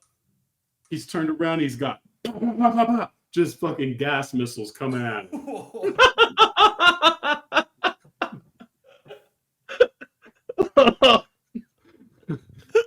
God. Nick Sirianni's down. He's down bad. He's beaten up bad. But don't worry, because out of nowhere, as Brian Daboll is gloating, as he's yelling that he is the new Jason Garrett crown winner of the NFC least. If there's someone that's going to be mid and be mid for a while, it's going to be him. Not so fast, my friend. Out of the tunnel comes running a Saquon Barkley looking for revenge. He runs straight for the gut of Brian Daboll, his head coach, causes a cataclysmic explosion in the arena. Out of the fire, all we see is a limpy, crappy-looking Nick Sirianni mumbling, I will be the new Jason Garrett on the block. All right, so it sounds to me that Brian Dabble could not get back to his feet for the 10 count. Nick Sirianni, you are the last man standing in that scenario. Unfortunately, you do not win in the eyes of the majority. So Brian Dabble advances to face the winner of the 1 and the 4 seed. So, gentlemen, I was expecting Saquon to sprint out there and hurt himself before he got to Dabble, but it was between the 2 options. I was staring at a fork in the road, and I went with the other one. Oh man, listen. That would have been an even better bit, I think. if his quads just blew right there. All right, let's go on to the 1 seed and the 4 seed. You have Mike McCarthy against his former defense coordinator, Dan Quinn. What kind of fight do we have on our hands for this one? The wheel says, here we go. Big money, big money, big money. No Emmys, no Emmys, no Emmys, no Emmys. Big money, big money, big money, big money, big money, big money. I don't know if you can tell. Oh, fuck me. This doesn't work for the plan at all. The joust. But I will do this as a one-time and one-time exception. All right. We are going with an anime fight anyways. I'm going to stop writing these down in the future, and then we'll play by the rules forever. And this is just solely improv moving forward. All right. This will be the one and only exception to the rule of the wheel. The wheel must be obeyed. Well, I think the problem you have is the weight otherwise limit. your The weight team is limit. I mean, yeah, we couldn't get up to horses. What happens if McCarthy's horse literally can't move forward? Bro, what if we do that again for Dayball versus what if McCarthy versus Dayball? Come on, brother. We can't do that to two horses like that. Gotta be like a forklift joust. Listen, I don't think you guys understand how strong these horses are, okay? No, Those horses never had anybody the size of McCarthy on them, I'll tell you that. We were planning on it, but unfortunately PETA did make the call. They have already contacted the front offices, the legal team at Pass the Rock, and they've let us know. So this is, however, we Unfortunately have for us, our legal team is made up of non-lawyers and couldn't fight back. That's right. Unlike these men on the field, there's a lawyer AI now, so we're good. Sounds good. All right. Anyway, I'll lead things off in this very special fight, solely made or tailor-made for Bethke's. But let's just go ahead. All right. This is what I'm thinking, gentlemen. In this anime style clash that we have, this takes place at the World Martial Arts Tournament, a la the Dragon Ball world. For those who remember OG Dragon Ball when they were kids. All right. I think Fat Mike, he's been trained by Master Roshi in the ways of the Turtle Hermit School. That means he knows the Kamehameha wave. All right. And then Dan Quinn, bald ass, he's Krillin. He's basically Krillin.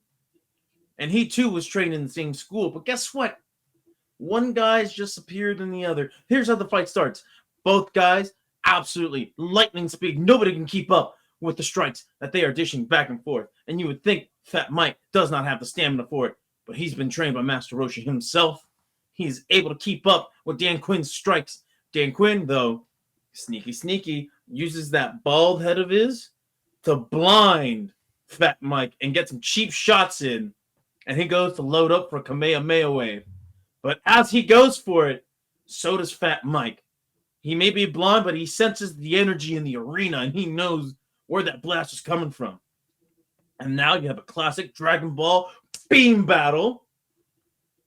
Both going back and forth. But it looks like Dan Quinn has the edge. It looks like he's going to force Fat Mike out of the ring as the force of his beam is pushing Fat Mike closer and closer to the edge. But just like 28-3, he can't get the job done. Fat Mike digs deep into the reserves, screams at the top of his lungs, and unleashes an even bigger Kamehameha wave, knocking Dan Quinn out of the ring. And he is our winner in my scenario. Bethke, I know that you're itching to get this one out, so go ahead. The floor is yours. All right. So you did take the one anime I've ever seen in my life. I have seen the what's the other one? Dragon Ball? No, not Dragon Ball. Z. No, not Z. Pokemon. Death Note. So Death Note I've seen, but that was also like 10 years ago, and so I don't think there's as many fighting scenarios as I can pull out. That'd be hilarious if you found a way. So good thing is I did write this semi-based off of some anime that we used to watch on music television back in the day. But I just borrowed little inspirations here and there and created some other thing. But this is my version of anime. It's more of like claymation than anime. But either way, to get to know our fighters is important. So, of course, Mike McCarthy declares himself the king of the NFC least, who has done the least with more than Mike McCarthy. I mean, that is what his job is. He has taken the Jason Garrett tenure up at least 3 to 4 wins a season. It's incredible. So truly, the mediocrity starts and ends with him right now. That's the way he's walking into this fight. Now, Dan Quinn comes from obviously the same building, at least as of last year, right? So we know that there's some Game of Thrones stuff going on here a little bit. So we have to play into that. Here's how it goes down play by play. So look, we're not just going to fair fight here. Mike McCarthy, look, it's the Dallas Cowboys. Mike has got a podcast. CD's doing some other stuff. Dak's busy this offseason. Not enough people to have reinforcements. So, Mike, you're going to have to fight this one alone. But Dan Quinn, he's got Dorrance Armstrong. He's got Tyler Biadasz. He's coming with Joe Witt. He's coming with a whole legion of ex-Cowboys to come at the throne for the NFC least. So as this fight begins, as the posturing does, before any fisticuffs have been settled, Dorrance Armstrong and Tyler Biadasz cheap shot Mike McCarthy. They jump at him from nowhere, start beating on him. Don't worry. Remember that surgery he had last year? Iron gut. Yeah, that's right. Breaks their hands, immediately gets the upper hand, starts laughing. While he's busy, while Mike McCarthy's handling this, Dan Quinn is being sneaky and up to shenanigans. He knows Fat Mike's source of power, and it's the 64-ounce Diet Coke that he keeps hidden in the corner. He said, I know in your office that this drink is what fuels you. I will destroy it. He destroys it. After all of this has gone down, McCarthy's been beating around. Look, this is a very boring match at this point. This is more of a cunning strategy. It's like Splinter Cell is what we got going on here. We got 2 distractions. We have 2 distractions while Dan Quinn's trying to get away with the playbook because Dan Quinn knows he's not about to be all right. Okay, so they're stealing all the documents out of Frisco. Everything's must go. It's all a distraction. But guess what? Just as Mike McCarthy is down, he's been jumped, he's been out of this thing. The Iron Gut's only gotten him so far. The Washington gang, they're driving off. They think it's all done. But you know what was in there? An old dusty PFF playbook. Mike McCarthy used Michael McCarthy used in his one season not coaching a football team. He was in the football barn. In the football barn, he wasn't looking up plays. He was looking up constituency plans against the Jones clan. Only this time he didn't have to use it against the Jones clan. He had to use it against a former rival. In there is C4 explosive. The whole group goes up in flames. Mike McCarthy walks out Iron Gut intact and on to the next opponent. All right, well, we now know who advances, but we need to know, Patrick, in your scenario, are you okay? How did this play out? It's not relevant, but how it plays out for me. The people need to know. No, I'm saying it's not relevant if I'm okay with it. I was thinking of this more of like, have you seen Mashal? I have seen Mashal, yes. It's Harry Potter with fighting. It's anime Harry Potter. So basically, the way I saw this is McCarthy's kind of just dancing around to many men, and to many men. That's okay. As he's known to do. With. And Dan Quinn's just angry, and he's sitting there, and he's just clenching and clenching and clenching, and just one punch, ballista knuckle right to Mike McCarthy's gut. But Mike McCarthy's gut bounces it right back. Dan Quinn's arm flies off, and all McCarthy has to do from there is just sit on him, and then that's pretty much it. Yeah, that's good. Well, it's effective. It's quick. Hey, you need to have survived cancer to beat Mike McCarthy. We established these. I know he lost, and now the cancer boy's gone. Oh my God, United Scalp Cancer Boy. The path is clear. This is also good that, when I was thinking about scripting these out, wanting to put more effort into it, I was glad to realize that the rules had changed before I got to this, because obviously I couldn't even really projected the next round anyway. Yeah, so that's the now tough we part. truly are going off the top rope here and flying right off the handle, baby. Can I get an official announcement for who won that fight, though? That is Senior Michael. Your winner, Fat Mike. Yeah. That's him running away from the C4 explosion. Man. No. This will determine who goes to the winner's bracket, who goes to the loser's bracket. Gentlemen, this is the battle for NFC least supremacy. We have Fat Mike in the 1 seed and Brian Dabble as your 3 seed. Who wins? We'll find out as soon as I spin the wheel. And this time we have to go by what it says. Yeah, and we didn't announce the losers winners. The loser bracket. The winner is boxing. So this is just Butterbean versus super Butterbean. heavyweight. This is a super heavyweight Super battle. So let us talk about the tail of the tape then. All right, Fat Mike. He is a quite surprisingly tall 6'2". However, he is an older fighter. He is 60 years of age as of right now. He's weighing in well over 250 pounds. Now, his opponent in this super heavyweight clash is Brian Dabble, 48 years of age. God, I can't. It's too much. It's too much. That's a cursed image. But he completely lacks in the length department. This man is built like a cheese wheel. He's 5'10". He's 5'8". I got him at 5'10", according to sportskeeda.com/NFL/Brian Dabble height. Why is Diddy still here? Because he won't go away. He's been here my entire life, and he just won't go away. He done nothing good, but he won't go away. All right, well, you guys say something sus. This is just. Well, okay.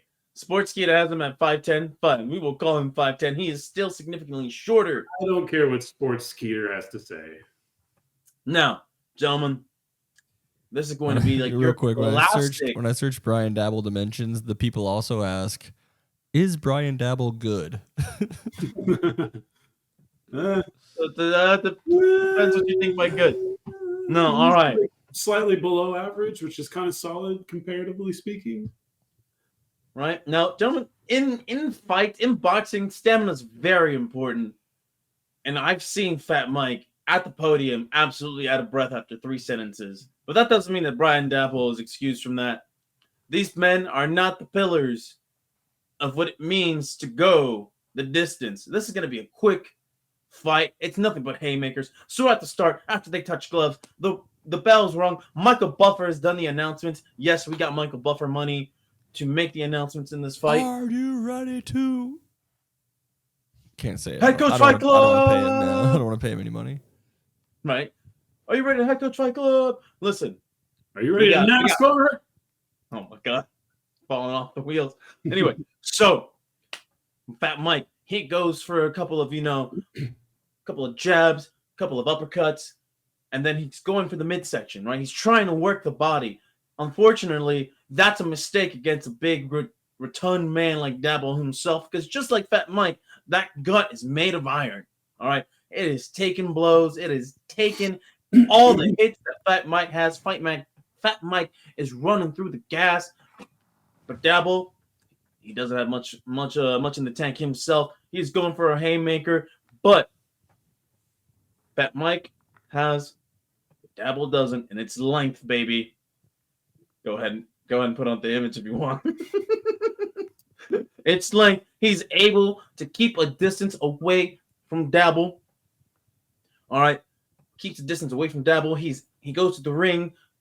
Ding, ding, ding. You hear the bell. They go to the corner. You have people in their corner right there. You have Micah screaming at Fat Mike, "Get the job done. Don't embarrass me, coach." And on the other side, who do you have? You have Eli Manning's dumb face. He didn't even play with that ball, but he's just there. All right, just He's in like every commercial, so it kind of feels like it's possible. That's right. He's like, just hit him. And that's all the advice Dabble gets. Ding, ding, ding. Round 2 starts. Dabble says, fuck it. I'm going for the haymaker. Winds up that bad boy over the top. Fat Mike blocks. Bah! Right in the kisser. Bah! Right in the kisser. 2 hits right there. Ooh, domestic violence reference. Let me remind you the kisser. Which chin is Dabble getting hit on? The one on the left or the one on the right? One up and down. I don't think there's a chin in either picture. Either way, he's taking the shots to the head. He falls down. You start hearing the ref going, 1, 2. Shots to the head? That's a stretch. That was a little bit of a reach. They said that's how he. If he had said face, I would have given you that one, but he said head. Yeah. Well, that's where he didn't say back of the head. Well, gentlemen, this is what's going to happen next. Brian Dabble manages to get up at the count of 7. Ref checks him. He's good to go, but he's still a little wobbly. Fat Mike comes in, and he leans in. And as he's leaning in, so is Brian Dabble. Brian Dabble kind of loses himself. Fat Mike takes this opportunity for a well-timed uppercut. Rock'em Sock'em Robots. Knocks the shit out of Brian Dabble, and he is the winner of the NFC East. It is Fat Mike revenge season, baby. Okay. All right. Now, I'm going to go ahead, and I'm going to assume that one of you is going to... this one. I'll take this next, so we'll let Bethke... All right. We'll let Bethke have some fun with his coach, just in case. Could be the last time. Might not be the last time. We'll find out. Why? I said to have fun with his coach. I don't think you guys have read enough of the Diddy stuff because you're making a lot of this is. All right, no Diddy. We're gonna have to have a Diddy ban. You're gonna lose one of your rewinds if you overuse Diddy. You guys are quoting Diddy here. All right, so what we got here is a straight up boxing match. You know, these guys are in their trunks that go almost to their belly button. Actually, they're probably up past their belly button for these guys. They're in their striped gloves. I'm seeing real old timey stuff here. But really, what I believe is the key to this whole fight is who is in whose corner. I don't think Micah's wasting his time in McCarthy's corner. So I think, unfortunately, you got Jerry in that corner. Yikes! But in Brian Dabble's corner, you have 2 former bosses. You've got Bill Belichick and Nick Saban. What? Yeah. Okay. What about Rooney Mara? Said former bosses. Yeah. I think that she's the current boss technically, kind of. I don't think that's how the lineage works. I don't think the hierarchy is Rooney at the top, the girl with the dragon tattoo just sitting over there. Anyways, so we're fighting, and McCarthy's got the reach, so he's getting in some good ones. But every once in a while, you see Dabble just get a couple of good hits in, and they don't look that good, but it looks on McCarthy's face like it's good. And they finish round 1, and McCarthy probably gets that one if it's a judge's decision after round 1. He's landed more shots. He's kind of owned the spacing. What do you call it? The ground. What do you call it? Oh my god. Just field position. He's owned the ring positioning, the field position, and the whole thing. But McCarthy still doesn't look right as they come out for round 2. And it starts out looking pretty similar. McCarthy's able to land a couple just because of that reach. But it doesn't take much. A couple jabs and a couple of inside hits, and McCarthy just drops. And this thing's over. And what we'll find out years later is that Belichick lined those gloves with lead beads. Nice. Millie B gets back in the game. And Saban told him the exact genius spots of where to hit to cause the most pain because he is a genius. He knows the body. You don't win 45 college titles in a row without, I don't remember what the number was, without knowing a thing or two. It's probably 45. Yeah. And I've got Brian Dabble cheating, but still winning over Mike McCarthy. Can I take a guess that Jerry Jones was just drunk off that Johnny Walker Blue with his pants down at ringside? Jerry Jones was an interview. He was doing the live commentary with the. He kept showing him his notepad. He kept showing him his notepad, but it was just a bunch of scribbles. He was scoring the fight. McCarthy asked for him to close the curtains, but he just wouldn't do it. All right. Yeah. So I've got Dabble winning, which means we've got a split, which means the NFC East winner comes down to one man. All right. So you would expect me to take this Texas Rangers hat off and put on the Dallas Cowboys hat, but you would have also expected me to do that for the NBA segment, and I forgot. So you never know what you're going to get out of this guy. Okay. Look at that. Look at that. How could you? That's an impenetrable fortress right there. All right. So look, this is a heavyweight bout. We've been over it. I look at it like a similar to two older 70s like children's games, right? Rock'em Sock'em Robots meets Battleship. Okay. You're talking about guys who have no real motion. They have just this and this. And we're talking about hit points on a body that could range from anywhere from completely harmless to dangerously explosive, because you never know what pocket of gas is traveling around the gastrointestinal systems of these two gentlemen. So I assumed it was one giant pocket of gas. It could be many. Could be many. We do not know. There's no real way to understand. So after multiple rounds, God damn it. Mike McCarthy, the great strategic mastermind that he is, has the final hit on the board. It's locked in. He goes to send it in. Miscommunication with the headsets. It's going to go ahead and it's going to miss on the side. They call in the wrong number. All of a sudden, there is no more room. There's only one move left. Dayball hits him in the spot, sinks his battleship, and goes on to be the winner of the NFC East. The new king. And there you have it, y'all. That was certainly the king stays. Certainly a wild. Want to see Caesar? Please, I want to be able to see. You are Brian Dayball. That was a wild, explosive conclusion to the first round of the NFC. All three of my fights ended in an explosion. I'm excited.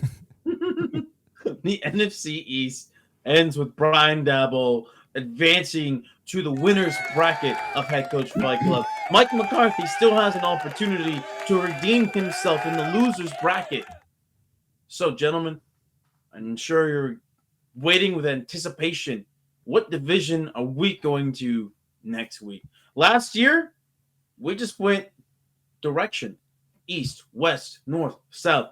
This year, gentlemen, we're just going across the conference, baby.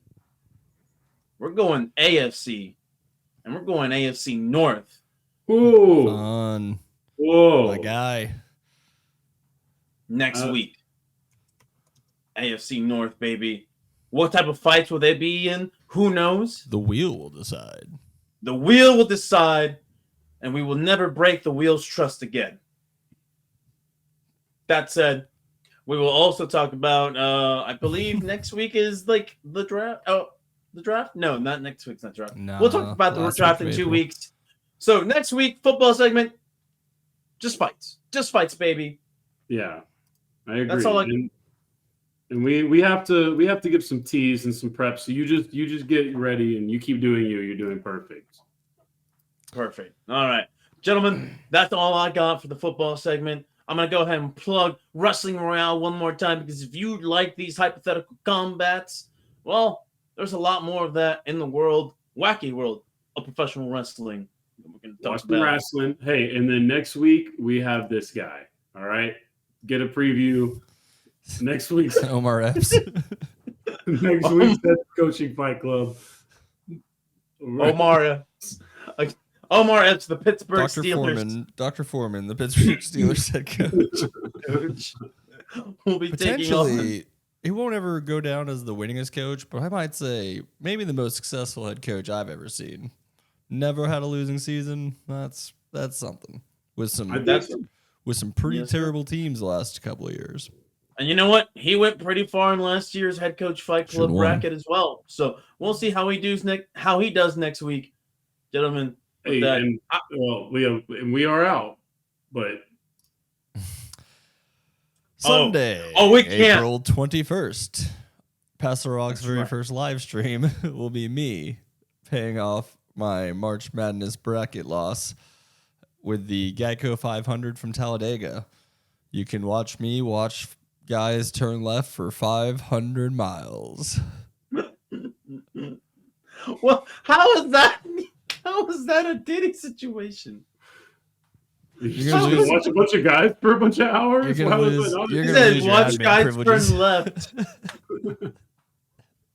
He said turn left. He didn't say. All right, well. Turn around, turn left. So, Don't forget to like, subscribe, share. We'll definitely this year. I'm gonna review this shit if you're on a fucking listening only thing. That's what we always forget to say. Review. You're not reviewing. We know that. Review. And to be honest, I don't think I've ever reviewed our podcast either, so I should probably get on that. Yeah, dude. Go review our podcast. Be honest. Don't lie. Don't give us just 5 stars unless we earned it.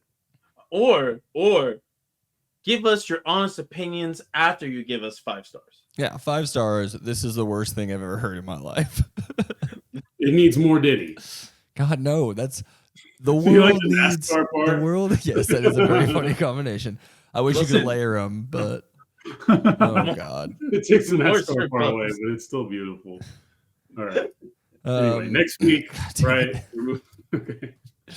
We should also. I already forgot. So we will be clipping up this year. We will be clipping up the Fight Club into their own little segments, so you can watch them all at once. If you miss something, you can watch them back to back. After we have a few, if you forget what's going on, you don't have to watch a full 3-hour podcast. I'll make sure to have those ready for you in small. It'll also be useful for us because we will forget as well. Yes, I will need that. I have clipped the audio of the old ones. I'm still trying to figure out the best way to put them all together. But the new ones will be up before all the old ones come back up in the legacy format. Legacy. All right. Well, unless you guys have any other notes, I think next week I'm gonna hit you harder with some baseball talk and some hockey playoff stuff. So be ready for all that. Yeah, I'm ready. Boom. And actually, it's gonna be a pretty boring NBA season because there's gonna be like a little week off and they're just gonna play that play-in shit, and so like it's actually gonna be. I mean, we get to talk Lakers Warriors, which who would have guessed? Yeah, dude. ESPN, so happy to see it. NBA helping us with the SEO. It's beautiful. They're forcing us to do it. All right. Well, good night, buds. Good night, everybody. See you next time. Good night, fans. God damn it. That is not going to be the last image on here. Okay. Here, that's better. Brian Dayball.